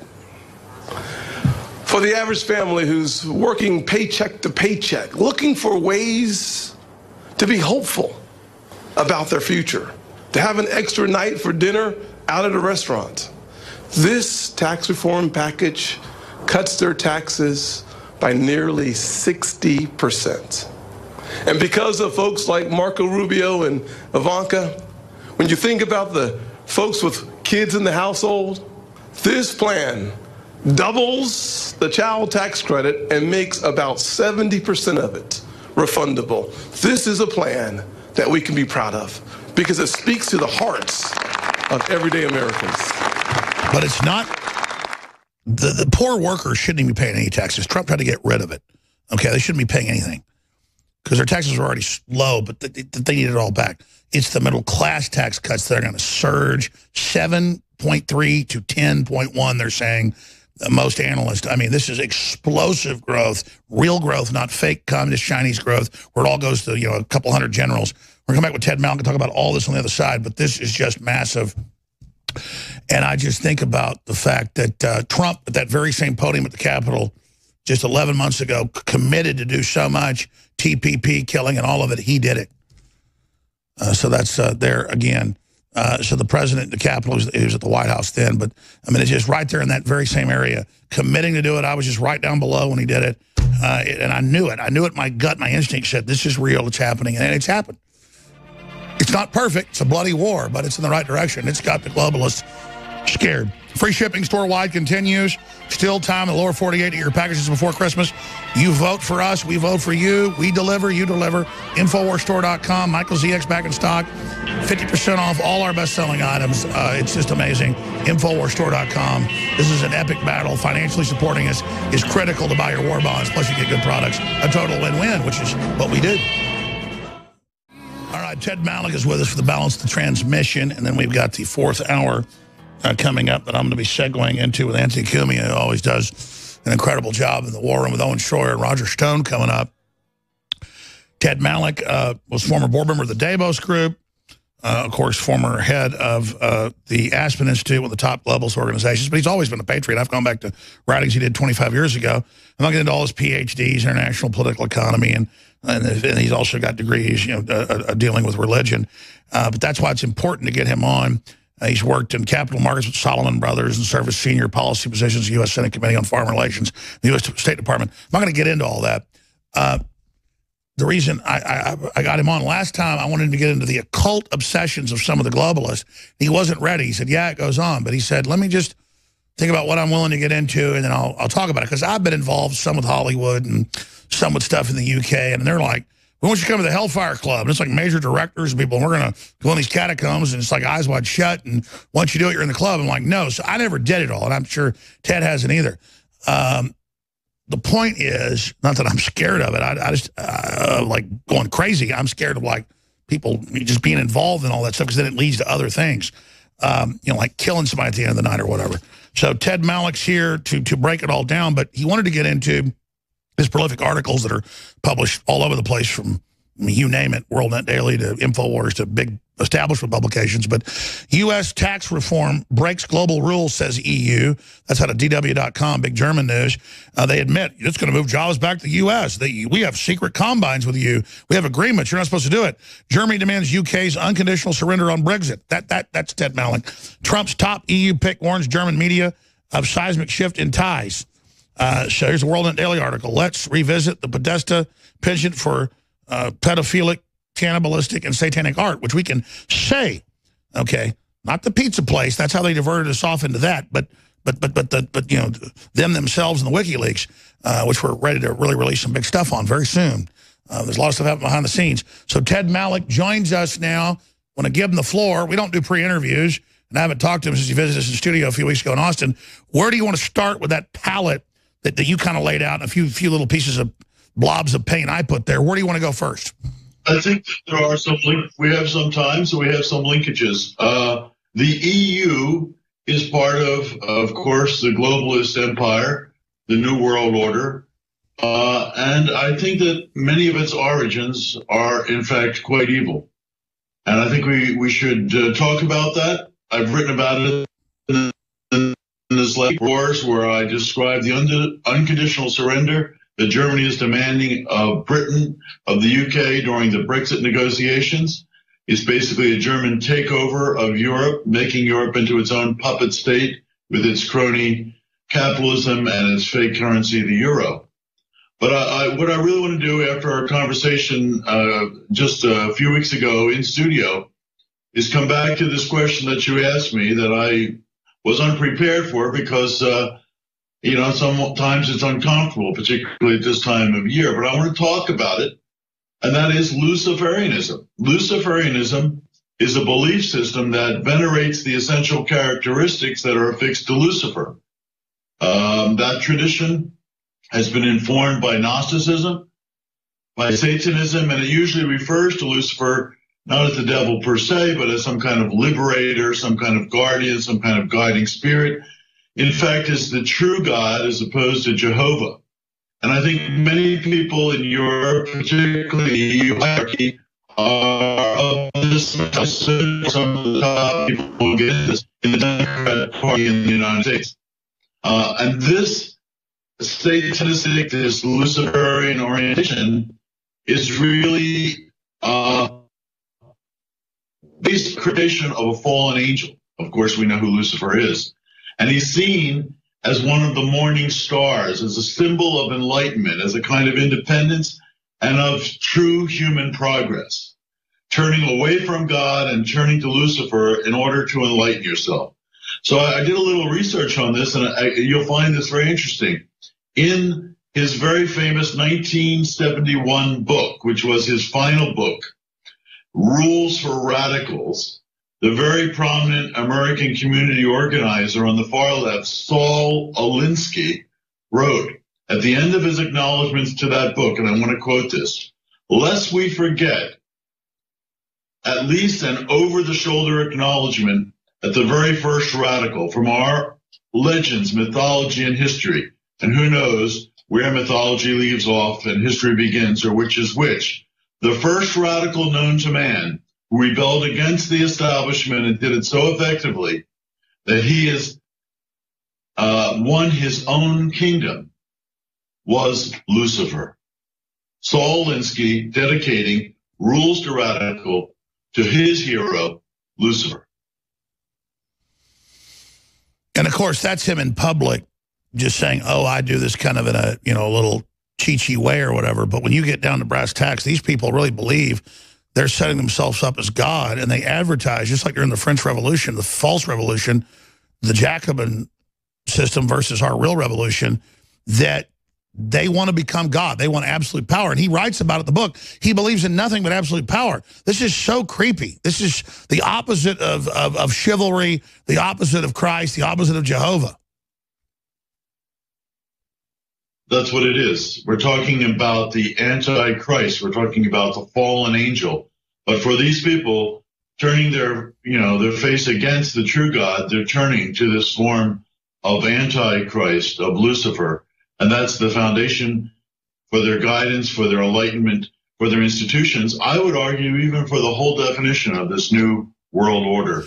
And we can get into John Podesta and his emails, which we will. We'll do that next because we're on a break. But truly, whether you're an atheist or not, they believe in the archetype as an operating system, like a program. You look at what they did to Russia. I mean, they tried this whole Luciferian operation there. They are so angry. So I've talked to folks high level in Hollywood and other areas. They're mad that Russia is truly becoming Christian. It's literally spiritual. They are so angry. Well, they have to obviously feel very annoyed by any people, any person, any community, any nation that turns their hearts back to God. And there's increasing evidence that lots of people in Russia are doing that. Obviously, since that was impossible during the 70 years of heinous communism. So they are falling back on these traditions, their old religion, the Eastern Orthodoxy in Russia. But if you look at the pure statistics, Alex, around the world, about 85% of people believe in God in different spiritual traditions, in different sacred texts. Christianity is obviously the largest of those. Islam, Hinduism, Buddhism, etc. They're all very strong faith traditions. Luciferians detest this, and they particularly detest the Christian tradition because Lucifer is the fallen angel away from Christ. That's right. They say they want to play all religions off against each other until nothing's left but Lucifer. We're going to come back again. I know you're going to get into this as a theologian, you have a degree in, but I want to get into specifically, I know you don't get into private stuff that happens behind closed doors, just as I, as a journalist, something's in confidence, I can't talk about it, but in general, the spirit of Lucifer, the attitude, the psychopathic culture. defending the Republic from enemies, foreign and domestic. It's Alex Jones.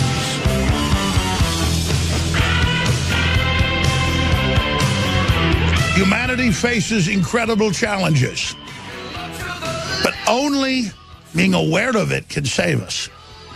A globalist, ahead of he wasn't the head of the big three, he was the head of the fourth largest bank in the U.S. at the time.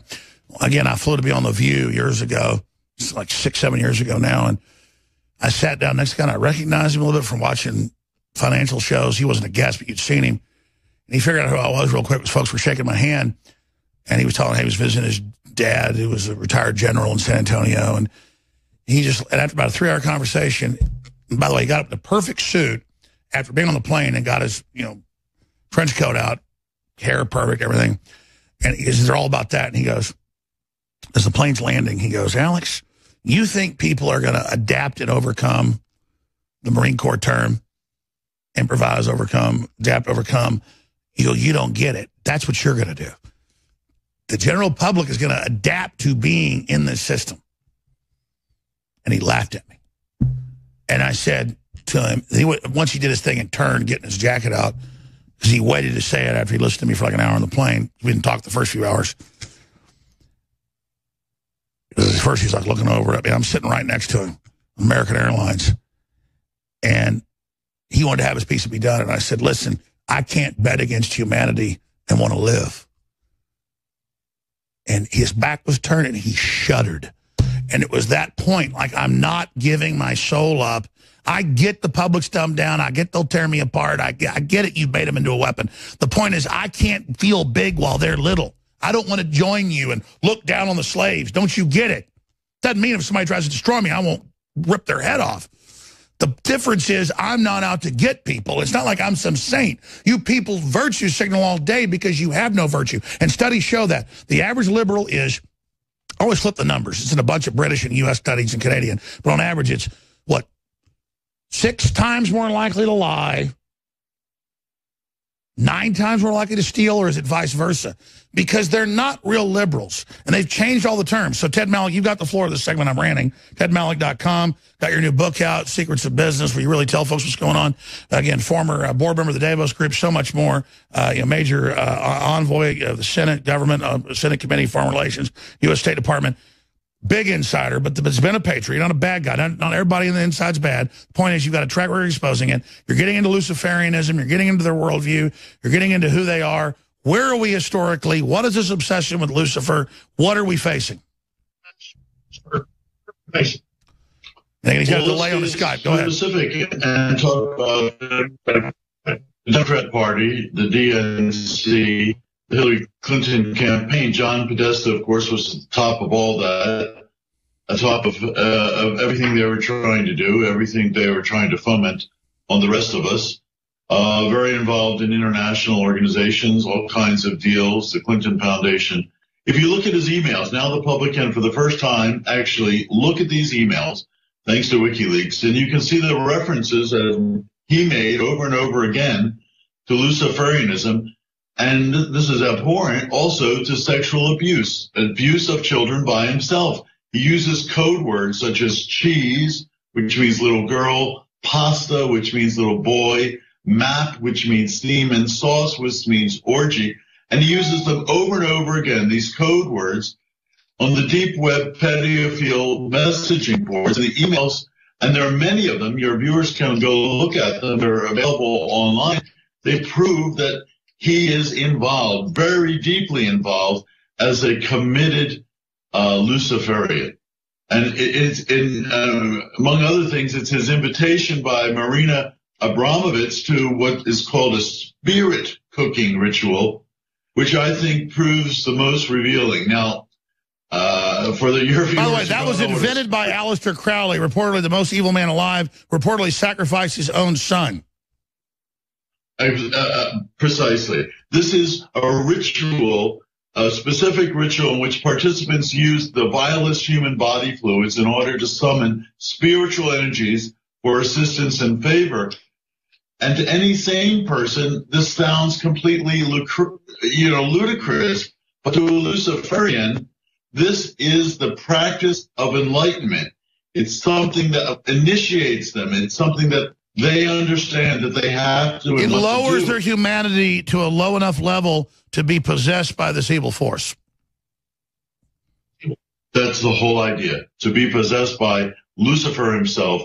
And these practices of a Luciferian religion and anti-Christianity are, I would argue, the absolute inversion of Christianity.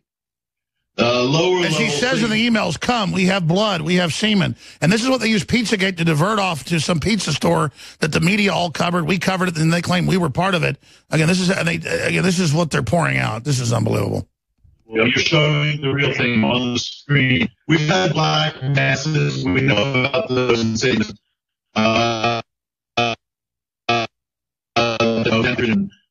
Holy Eucharist, the Mass. We also have cannibalism and pedophilia. And these are highlights. These are common practices, actually, amongst Luciferians. And this makes, I think, Podesta's choice of paintings in his own office all the more revealing. The paintings in his office, and we actually have photos of those as well, are very disturbing. They depict cannibalism. And when asked in an interview by the political magazine Politico about the paintings, Podesta replied that it's better to be the guy with the fork rather than the guy on the table.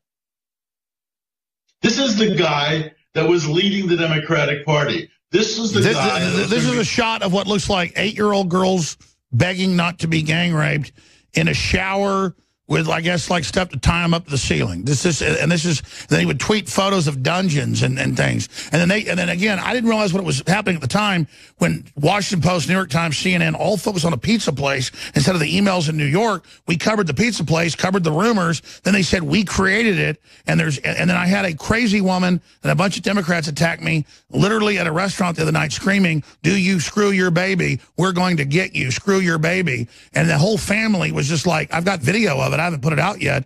Yeah, this is Podesta's art. Chained up little children.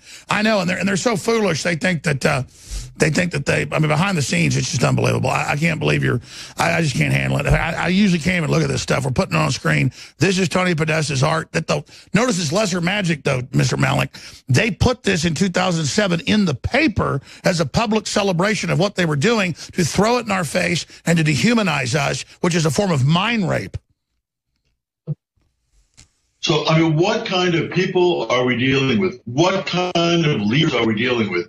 If these are their deepest spiritual sentiments and practices, chained up children, how can we I apologize. give them any kind of respect, any kind of accord, let alone think of them for public office? It's beyond detestable. It is actually radical evil. Please continue. Well, I actually think that we have to expose this, Alex, where it exists, to the degree it exists, the fact that it exists at the top of our government, that it in fact exists at the top of international organizations, that it's rampant throughout Europe, that it's the European Union. Stay right there. I don't want to do conspiracies, but you've been on Skype many times, no problem. It is hammered. And maybe we should call you on the phone. We'll have video, but you with the phone. And we're going to have to go into the next hour to finish this because I want you to repeat all this. It's too critical. And the media will play clips and, make fun of the sound and say, whatever. But that's why they've got front page articles in Daily Beast, BuzzFeed, all of them with me and UFOs. I don't even cover UFOs, is trying to desperately inoculate people that we're kooks when all we're showing you is Podesta's public art that is children chained up in dungeons. And again, his brother is in emails, and they say, "Sir, we will have the children for you tonight, ages 7, 9, 11, in the hot tub. They're ready to service you." But and he says, "Are they really good?" They said, "Yes." They said, "We will have the children for you in the hot tub." They're sending this over email, man. God almighty. Ted Malik, globalist insider, not a globalist, is our guest. He's going to recap this critical information. But first, let's hear Donald Trump pledging what he is now 1 year in already delivered. Here it is. We're going to win so much. We're going to win at every level. We're going to win economically. We're going to win with the economy. We're going to win with military. We're going to win with health care and for our veterans. We're going to win with every single facet. We're going to win so much, you may even get tired of winning. And you'll say, please, please, it's too much winning. We can't take it anymore. Mr. President, it's too much. And I'll say, no, it isn't. We have to keep winning. We have to win more. We're going to win more. We're going to win so much. I love you, Albany. Get out and vote. Now, how could he say that? Because if the boat's tied to the dock and he just needs to take the rope off, they've already parlayed our power to build up the world, but not for the people, for the globalists, then he already knows. All he's got to do is untie it. He knows. We get this done, it works, because we already know the economics. Ted Malloch, take over, my friend, for the 9 minutes we've got in this segment. We'll hold over the next hour. I know you had some Skype problems, never happened before, but it's happening as you break as a big insider. You're not talking about what you saw inside, not breaking any confidences. You're only exposing what is in public domain. Recap everything you said, my friend. You have a lot of courage. Go ahead. Well, we were talking about Luciferianism, about its origins, and Gnosticism.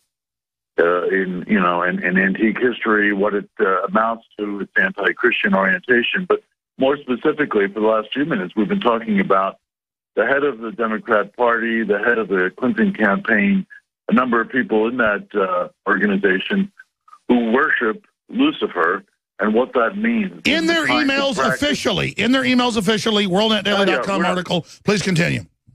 We can't make this stuff up. I mean, it's just too grotesque. But we also can look at the paintings that they have in their offices, the pedophilia that they practice, the spirit cooking that they become involved in, and the whole nature of their enlightenment and what that means. And we actually also pointed out that Saul Alinsky, in his original book, for radicals, pointed to the same tradition, to Lucifer. So this is part of the left. It's part of a turning away from our which historically left meant left-hand path, and the French Revolution, the occult. It never meant left. There wasn't left or right until then. Please continue. That is an actual. You're correct philologically. But what I really want to talk about, because this is dark and it's evil and it upsets me and my wife no end even. Well, let's just say it. You're taking up. This is a big deal to have somebody like you that's been in these circles at the highest levels. This is a big deal, a lot of courage. I know you're not going to say it yourself, but this is a big deal. So go ahead. Well, I also taught at Yale Divinity School as well as Yale School of Management. I've been in major universities. I am not making this stuff up. I have the academic credentials. I understand its depth, but I also realize we're talking here about something that is radically evil. It is anti-Christian. So what we have to do is expose it for what it is, and we have to point it out, and I think the public will rebuke it. Well, just continue breaking this down. Well, I think that what I'd like to do instead is talk about our own tradition, because after all, it is Christmas. Exactly. And we know that's the theme without us even saying it. We know the evil. Let's celebrate the light right now and the beauty. That truly that truly drives off the dark.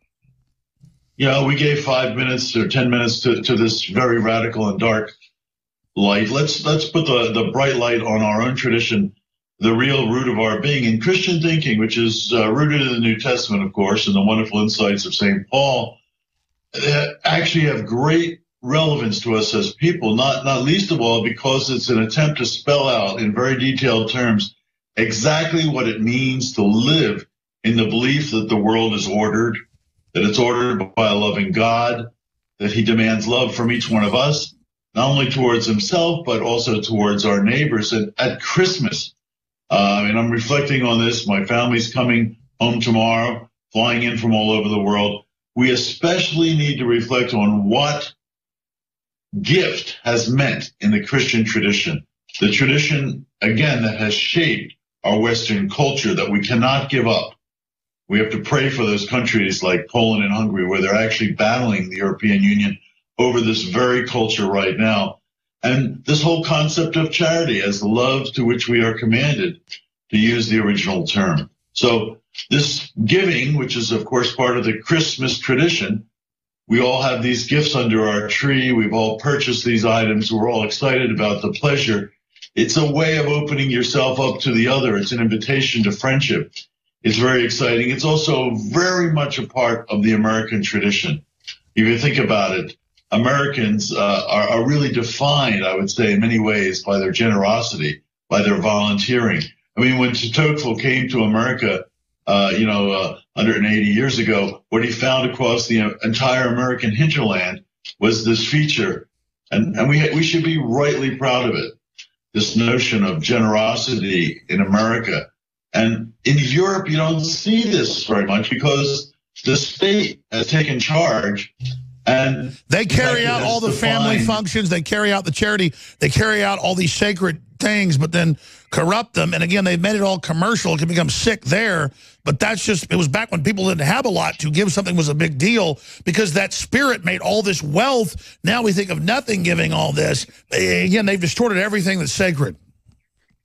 Indeed. And so you have, on the whole, then, in socialism, and Europe is socialistic to a large extent, you have this hostility to private giving, this hostility to the notion of gift.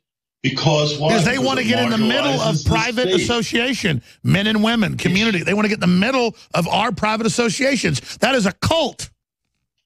It shows no respect for private property, for industry, for wealth, and it tries to put this this notion of equality and the state being the arbiter over and all of it. It's not surprising to me when you think of the first act of Lenin after the Bolshevik Revolution in Russia was to abolish and expropriate all private charities, all gift giving.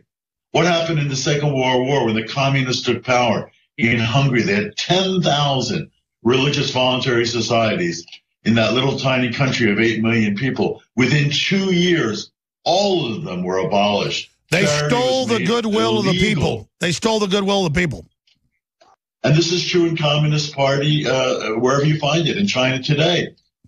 People have to give in secret, or they have to give at risk of imprisonment. They have their underground schools, their underground universities, their underground churches, underground medicine. And it's the heroic actions then of the few that lead to that kind of wonderful shared experience of the gift. And now here's my argument. I'm saying that giving is not only natural, but it's a fundamental part of moral health. And by giving, which is what we're doing in this season, the existence of the other is fulfilled in love. And this kind of gratitude is absolutely crucial to being a human being. If you read the Bible, and some people do, hopefully in church over the next few days, the first letter to the Corinthians of St. Paul delivers his celebrated encomium of the three theological virtues: faith, hope, and charity.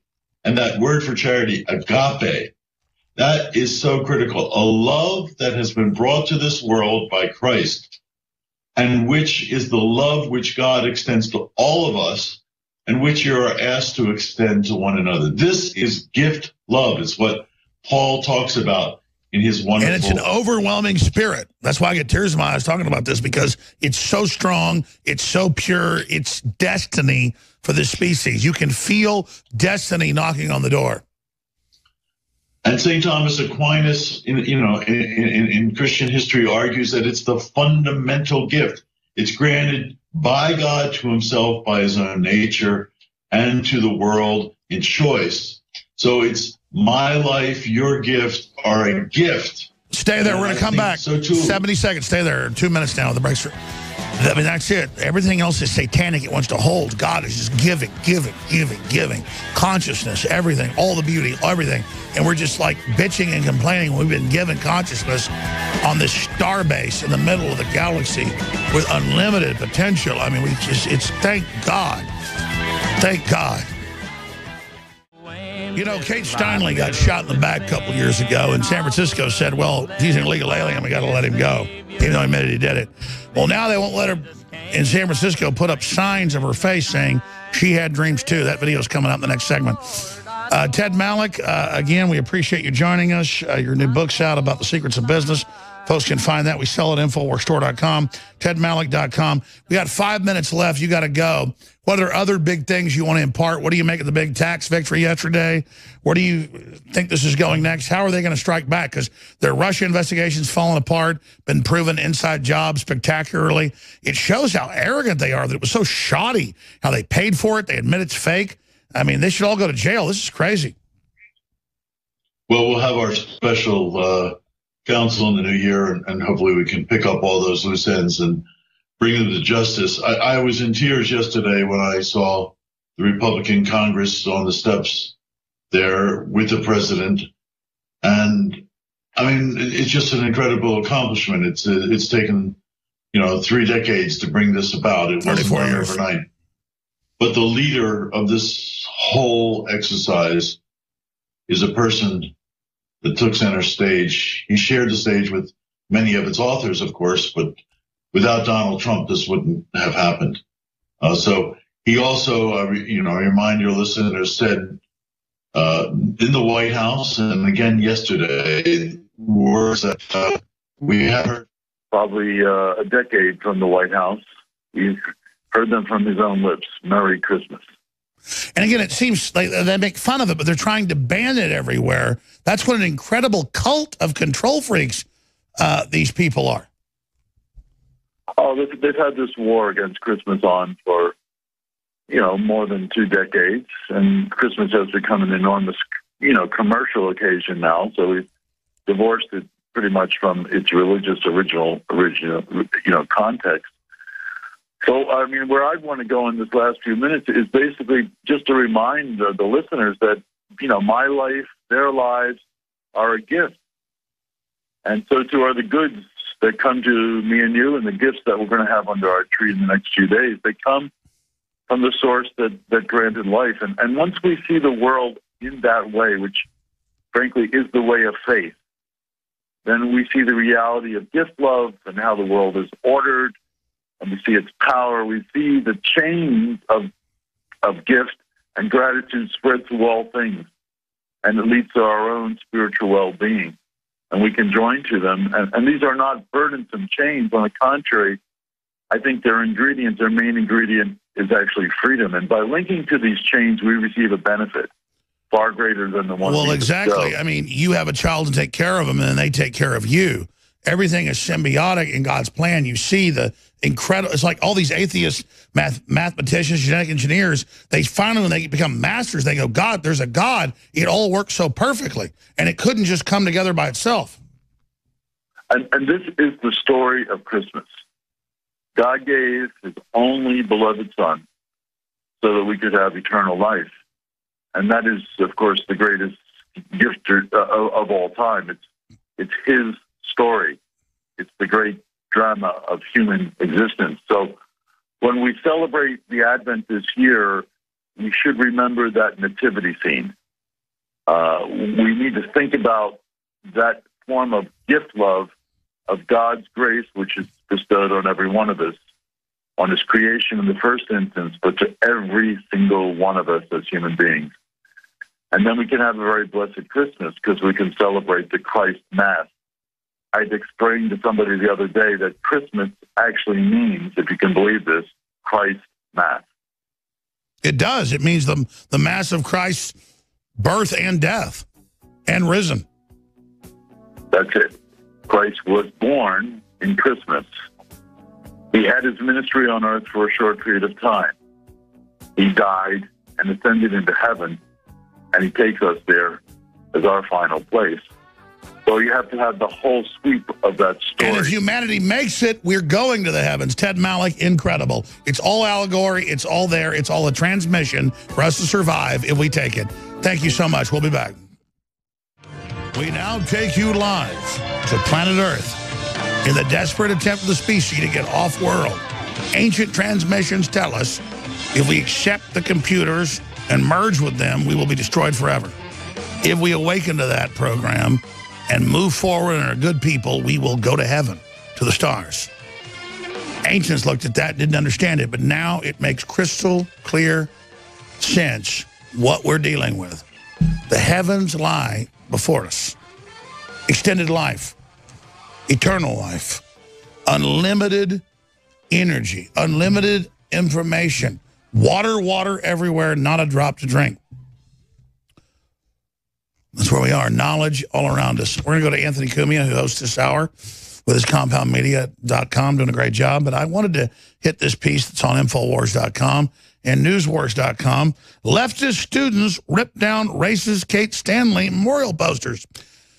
You know, I literally got heart palpitations, and I've never had those before, last couple weeks ago when Owen Schroyer went downtown and men with guns, not guns operating their free speech or their Second Amendment, but men with guns, said, "You're not going to the Capitol rally," and then blocked him and attacked him with clubs. And, you know, he's like a patriot. He's like, "Man, no big deal. Oh, they hit me with clubs, wouldn't let me in. Oh, big deal. Hey, you guys are idiots." But he was assaulted. And the Antifa wouldn't let him get in for a Kate Stanley memorial for this poor, beautiful young woman. I'd love her if she was black, Hispanic, whatever. Shot in the back with her father. She had dreams, too. And you've got this guy who's been deported 5 times. It's like the railway killer. He was deported, I forget, like 15 times. I think he killed like 40-something people. All of them were Hispanic, by the way. It's not that Hispanics are serial killers or have a higher incidence of crime. It's that they can go to any country they want, and governments just let them in because of this globalist operation to open up the Americas. So this literal lunatic shoots her in the back, and then the jury won't even convict him of manslaughter, which would just mean he didn't know he killed her, but still you're liable. 7 years in jail, California. It's like that in most states. Serve like 3 years, maybe 2. If you're good behavior, maybe 1. You know, federal, you serve 90%. State, you serve like 1/3, a half. There's video at the college where somebody put up, "I had dreams too."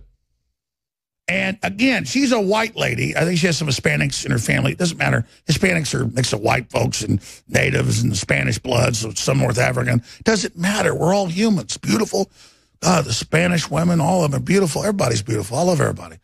The point is that she gets killed out with her daddy eating a snow cone, and the left can't even send the jerk whacked out of mentally ill, put him in a mental institution. They won't do anything. And they say 19 people run over. One of them they say is basically dead, brain dead. And they won't even say it's a Muslim. They go, "Well, it's ISIS, but it's mentally ill." Yeah, the Nazis were mentally ill. Humans go into these weird things. You can say other cultures were mentally ill. So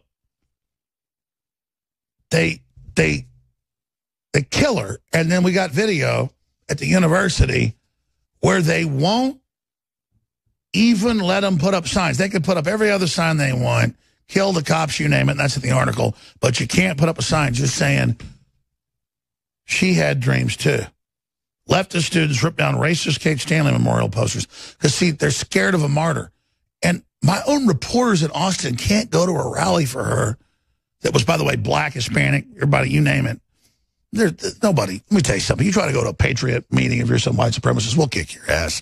And you have your free speech. I'm not doing this because I hate black people or anybody else. I'm doing this because I want justice. And the left is so evil as like a union, as like a system that they will defend anything as long as they're white. Which, again, is using race culture, which is very primitive, very bad. We're fighting Nazism, which means we're fighting this. The Nazis were a race culture. It works. We're primitive. We'll do it. Well, they got the whites in. I'm not defending leftists to say this, but it's mainly white people that are engaging in race baiting to minority groups, trying to get them to be racist. And they got some blacks to do it, and I guess a small minority of Hispanics, but I don't want to bash white people, but it's mainly white people. You name it, Jewish, German, whatever background, to push this. And you read what the Southern Poverty Law Center, ADL, put out. It is the most classic racist crap you've ever seen. And so now this dead woman, people can't have a rally in Austin for him. You can't hand up signs in San Francisco. Conservative students continue mourning the death of Kate Stanley, the woman murdered by an illegal alien, given sanctuary. And remember, most of his victims were Hispanic. I'm not just saying that to virtue signal. That's who's being hurt. I mean, people say, oh, thank you for caring about a Hispanic person or a black. I care about everybody, folks, because I got feelings. In San Francisco, a leftist student continues to be triggered by her memory, and they, again, pull down the posters saying it's racist. So here they are, anti-free speech. Here's the video. Oh, you guys got a problem with the posters? Huh? You guys got a problem with the posters? Yes. And what would that be? The problem was by saying she had dreams too. You're putting quite a racist viewpoint. Ooh, dreams are racist now, huh? These are white women. You know what? I'm not going to have this conversation with you if you're going to have that kind of tone, so. Oh, my tone's right. racist now too, isn't it? You don't want to have a conversation in the first place. You'd rather tear down posters. These are women that the state is their man. So they take down her picture. And notice the jury, was mainly a white jury, they had to say, we will not put a Hispanic man in jail because she's white. If he'd have been Hispanic, he'd have gone to prison. Because they can't ever say their policies are wrong. And then they have to take her picture now. So she had dreams too. And she's dead. She's in a coffin. She's a skeleton now. And, you know, you're not going to hear one activist. You're not going to hear those liberal white women that want to just act like they're on this big jihad and they live in this little fantasy land university where they can do this. Probably, but they both look like professors or assistant professors. Most of the Antifa is. Did they say, hey, Hispanics, I hate that word, it's just people. You shouldn't take Gardasil.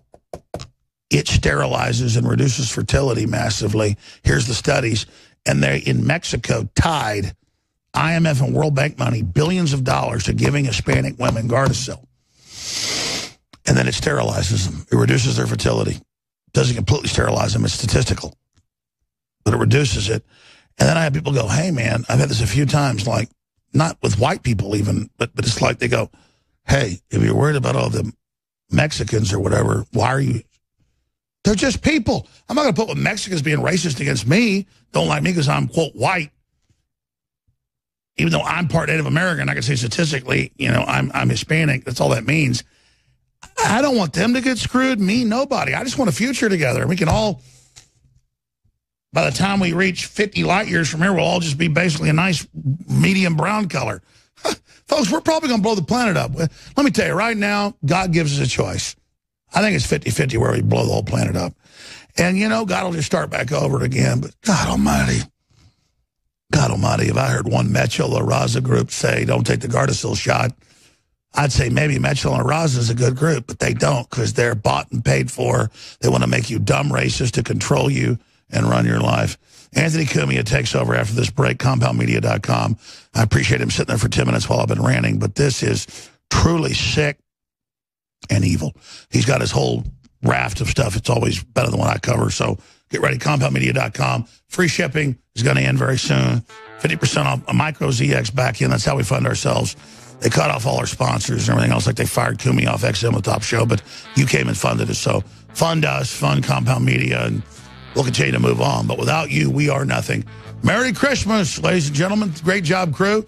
Lord willing, I'll be back tomorrow, 11 a.m. Central, but David Knight's on in the morning, 8 a.m., and we got Owen Schroyer coming up about 45 minutes. But right now, Anthony Cumia, straight ahead. Stay with us. Thank you. Thank you. I want to thank Alex Jones, of course. Merry Christmas. Happy New Year to everybody over there, over here at INFOWARS.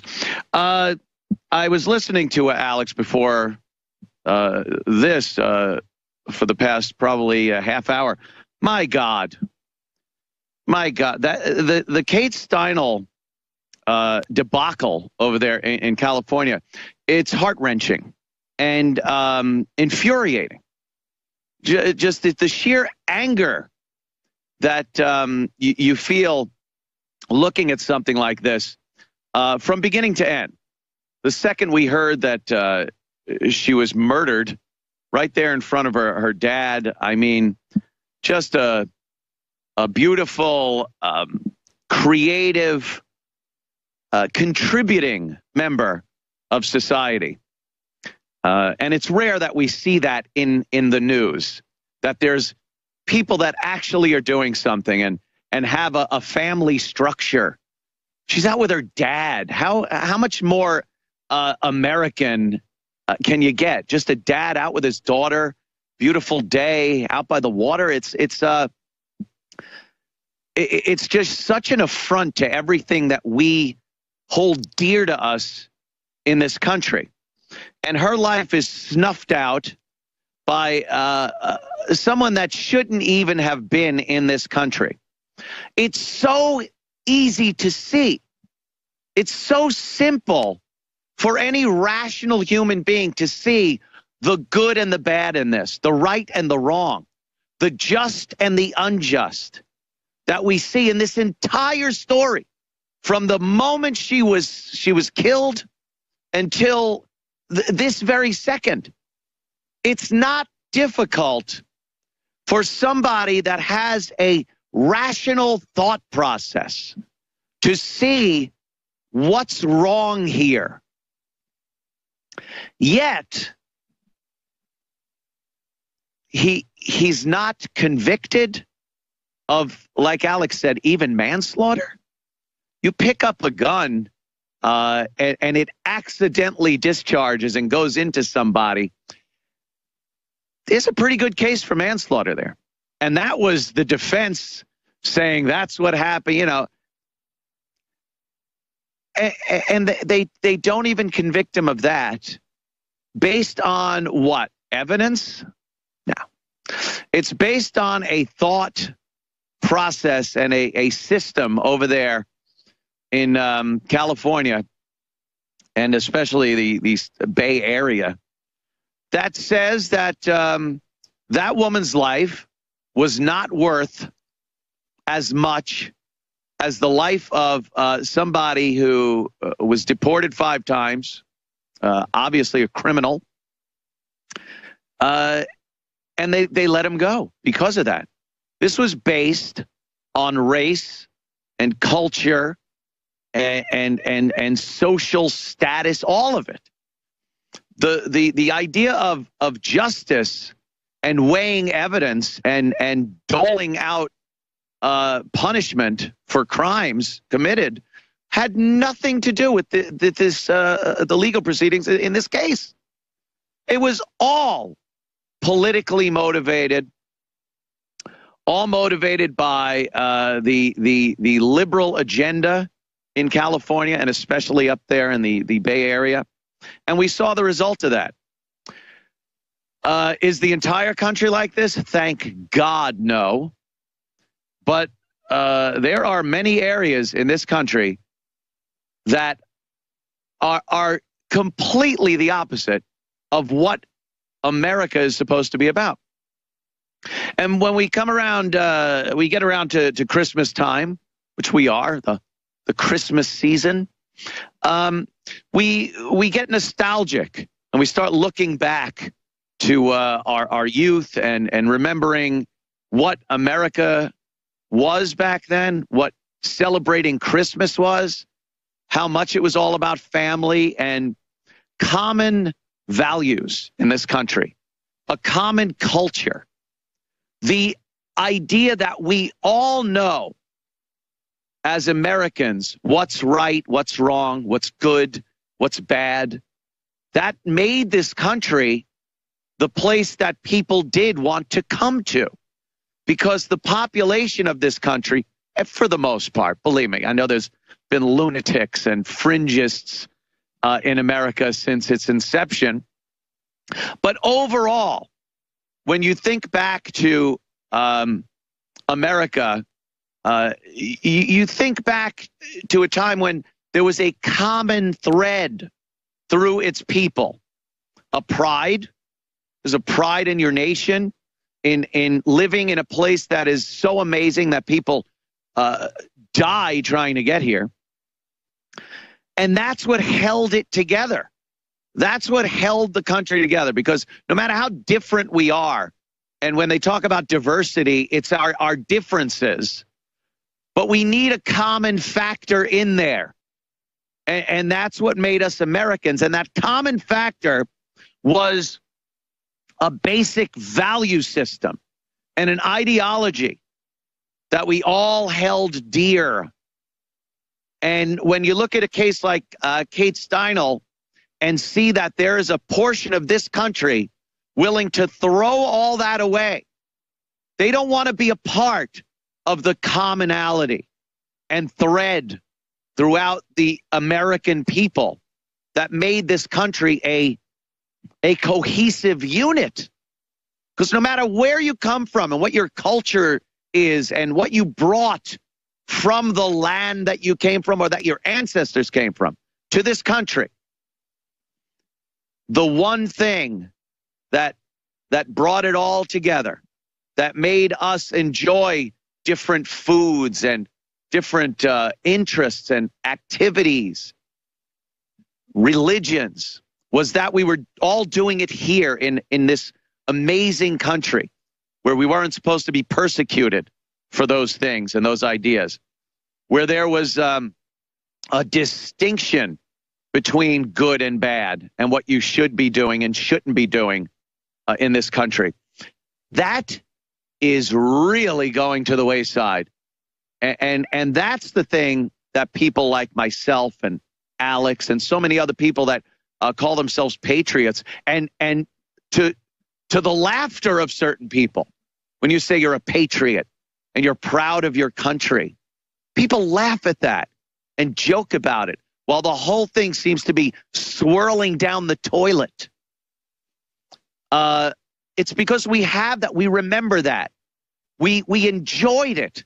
I enjoy thinking back. And when you say make America great again, people laugh at that. Oh, Trump's little call sign.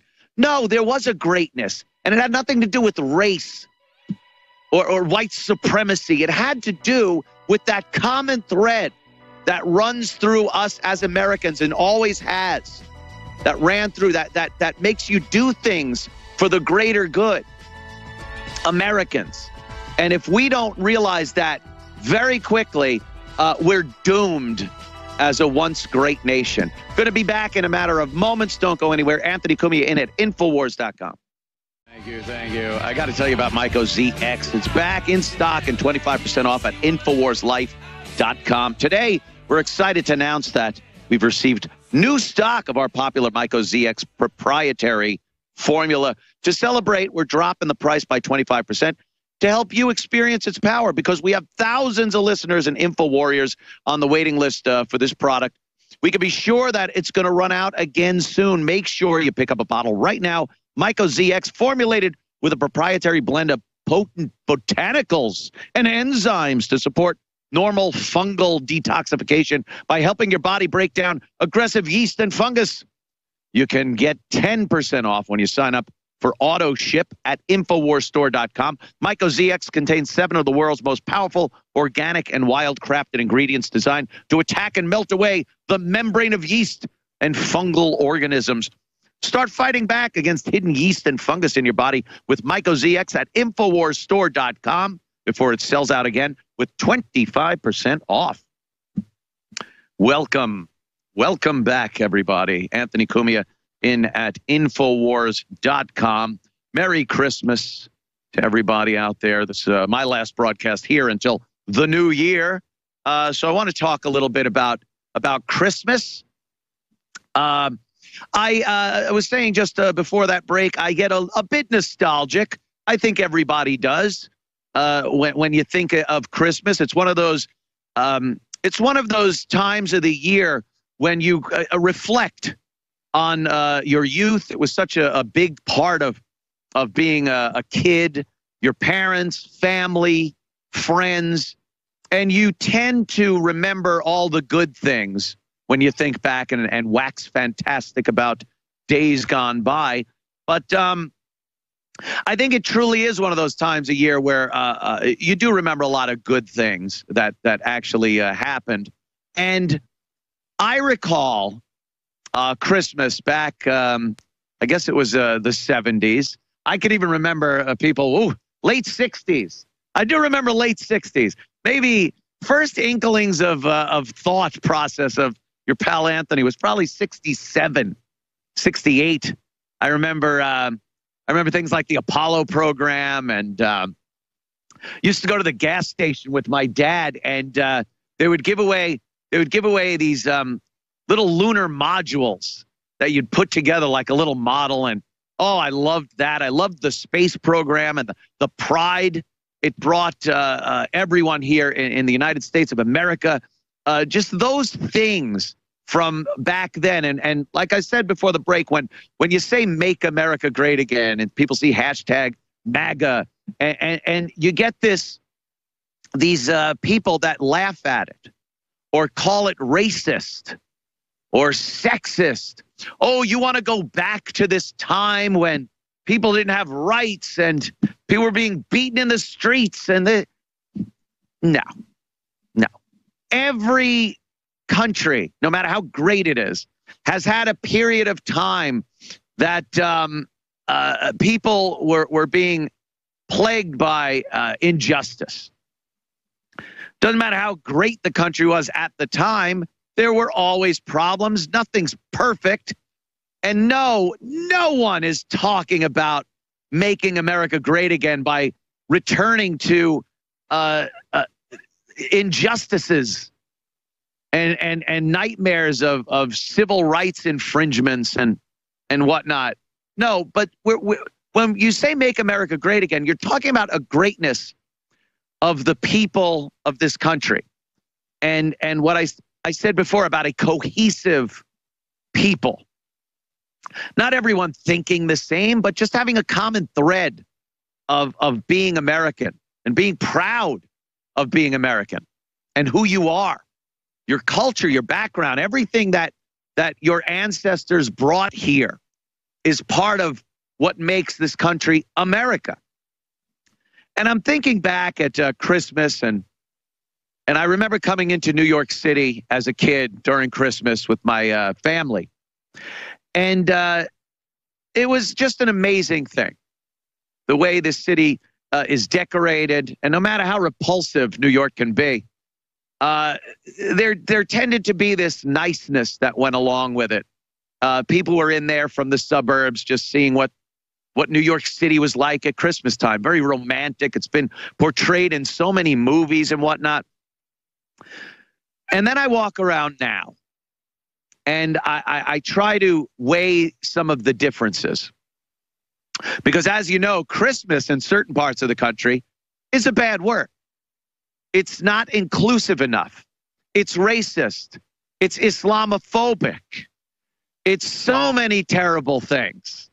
And as I say, when I hearken back to my youth, I just remember it as being great, being just an amazing time. You're off of school. You're going to get presents. Your family is there. There's a little bit more niceness in the streets. So I walk around now, and what do I see? I see soldiers with automatic weapons. I see cement barriers that are set up everywhere to protect people that are just trying to shop and walk around and enjoy the sights and see the tree here and celebrate Christmas. Signs everywhere. See something, say something.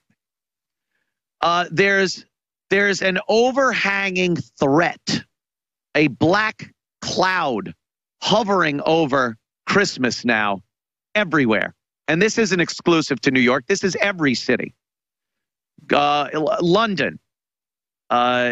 You see these same barriers. And look, they paint them red and white like they're supposed to be festive. This is a constant reminder that there are people out there and cultures out there that want us dead and want our traditions wiped from the face of the earth, including, yes, of course, Christmas. There's people in this very country that sympathize with that also want our traditions and cultures wiped away. When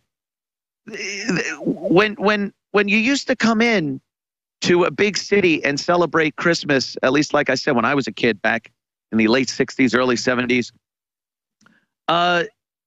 you only thought about Christmas and how much fun it was. And to walk around now and see the tree and the decorations and everything, it seemed to be, you still capture a little of that, but when you see men walking around various branches of the military and the police forces, walking around with automatic weapons, it's a constant reminder. And that's, it's just a sad thing that we need to be constantly reminded, even at this time of year, that there are cultures that want to eliminate everything that we hold dear and that is a tradition. There you go. That's great. And that's a tradition to America. That one of the many traditions that we built this country on, and that separates us from other countries and other cultures. You hear liberals constantly saying, live and let live. Let's be tolerant. We must accept this and that. Well, why are traditional American traditions the thing that can be sacrificed with impunity? And the second you start defending them, you are either a racist or homophobic or Islamophobic, some kind of phobic or ist.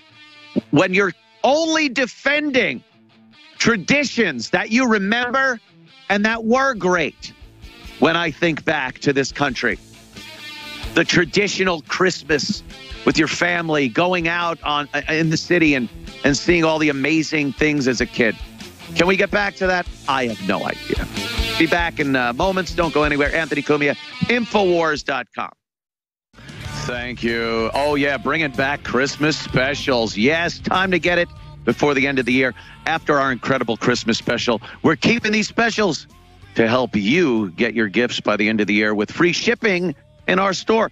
You may not be able to get it before Christmas, but the great sales and the free shipping will help you end the year with a bang. Help support us, and as well as celebrating, bringing back Christmas, bringing Christmas back to America today with these incredible specials at InfoWarsStore.com.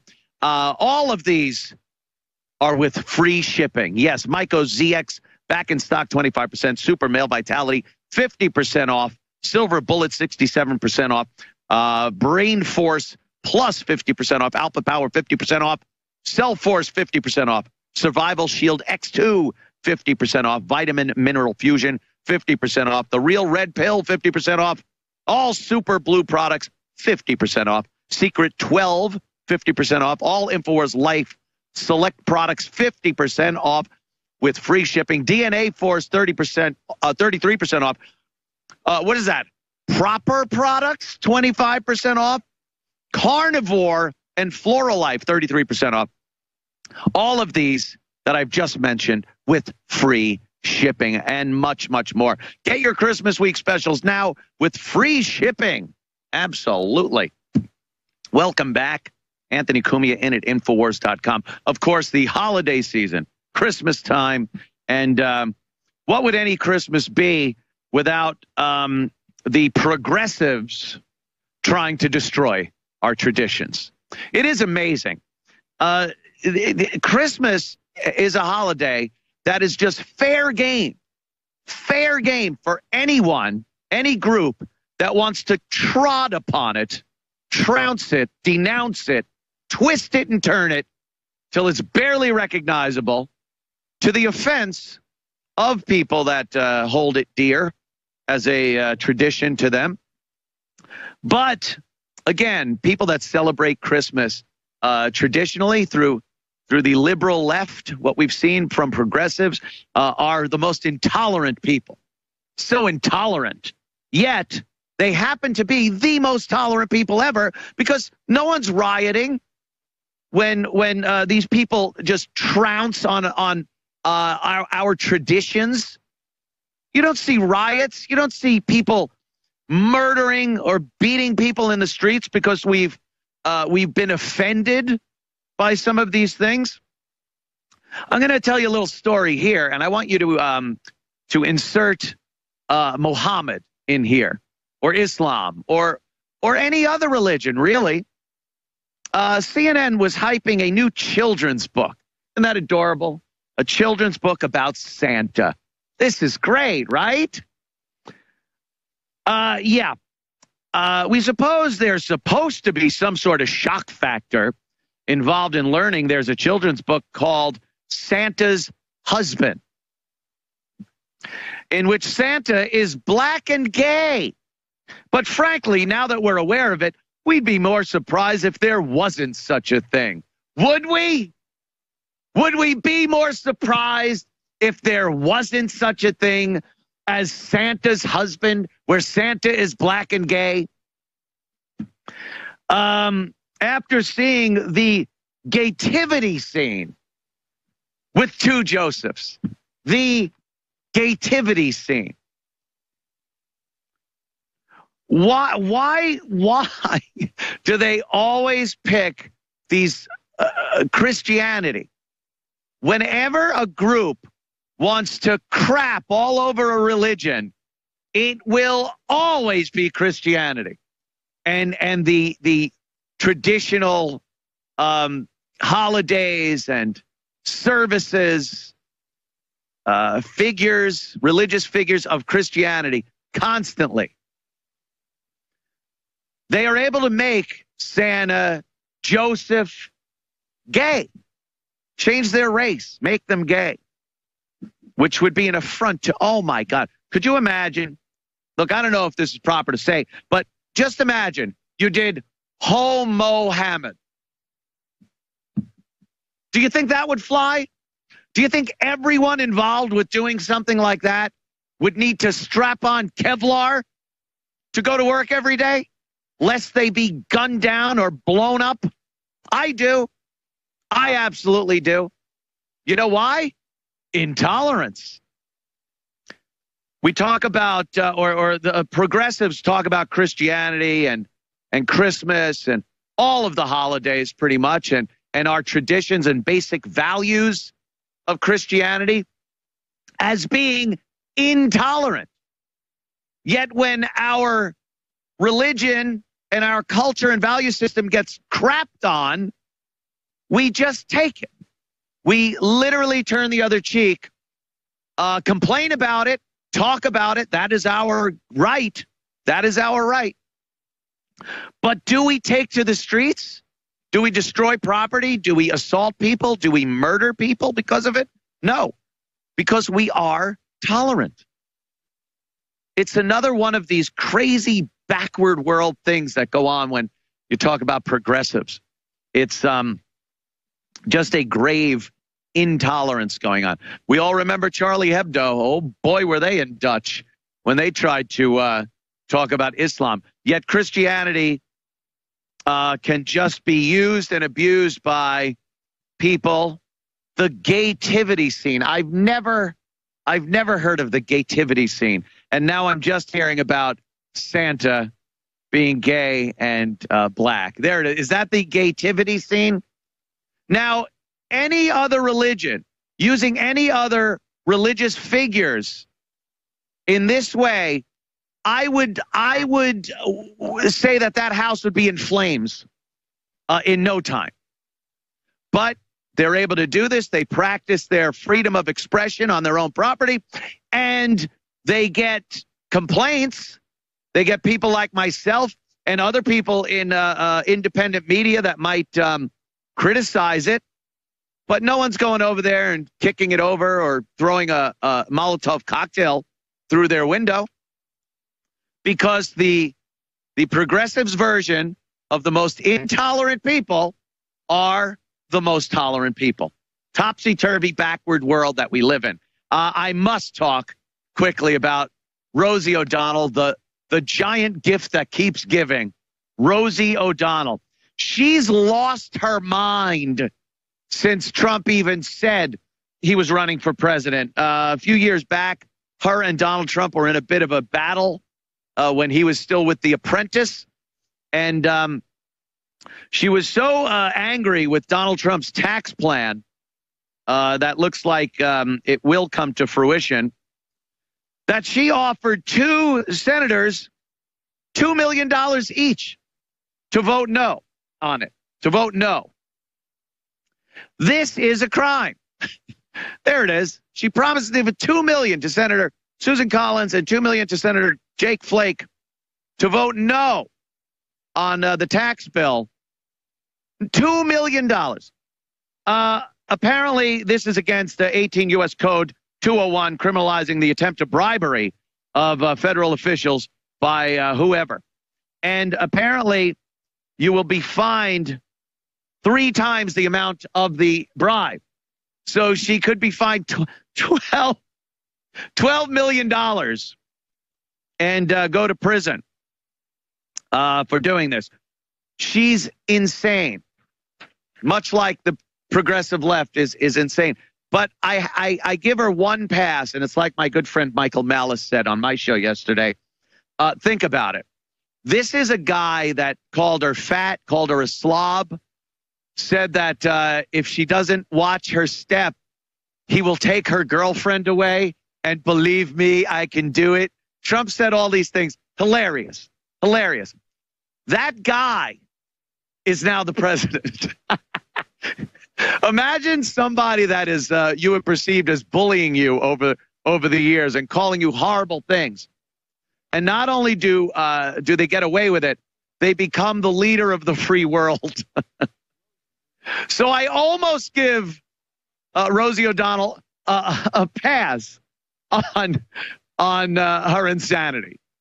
The rest of the left, I don't know what it is. Self-destructive personality, what have you. But I really do hope some branch of the judicial system goes after Rosie O'Donnell for offering millions of dollars in bribery to senators to vote no on a bill that a legally elected president and Congress voted on. She's out of her mind. Thank you very much. InfoWars, Alex Jones. Merry Christmas. Happy New Year. And we'll see you next time on InfoWars.com. I'm Anthony Cumia. Pleasure.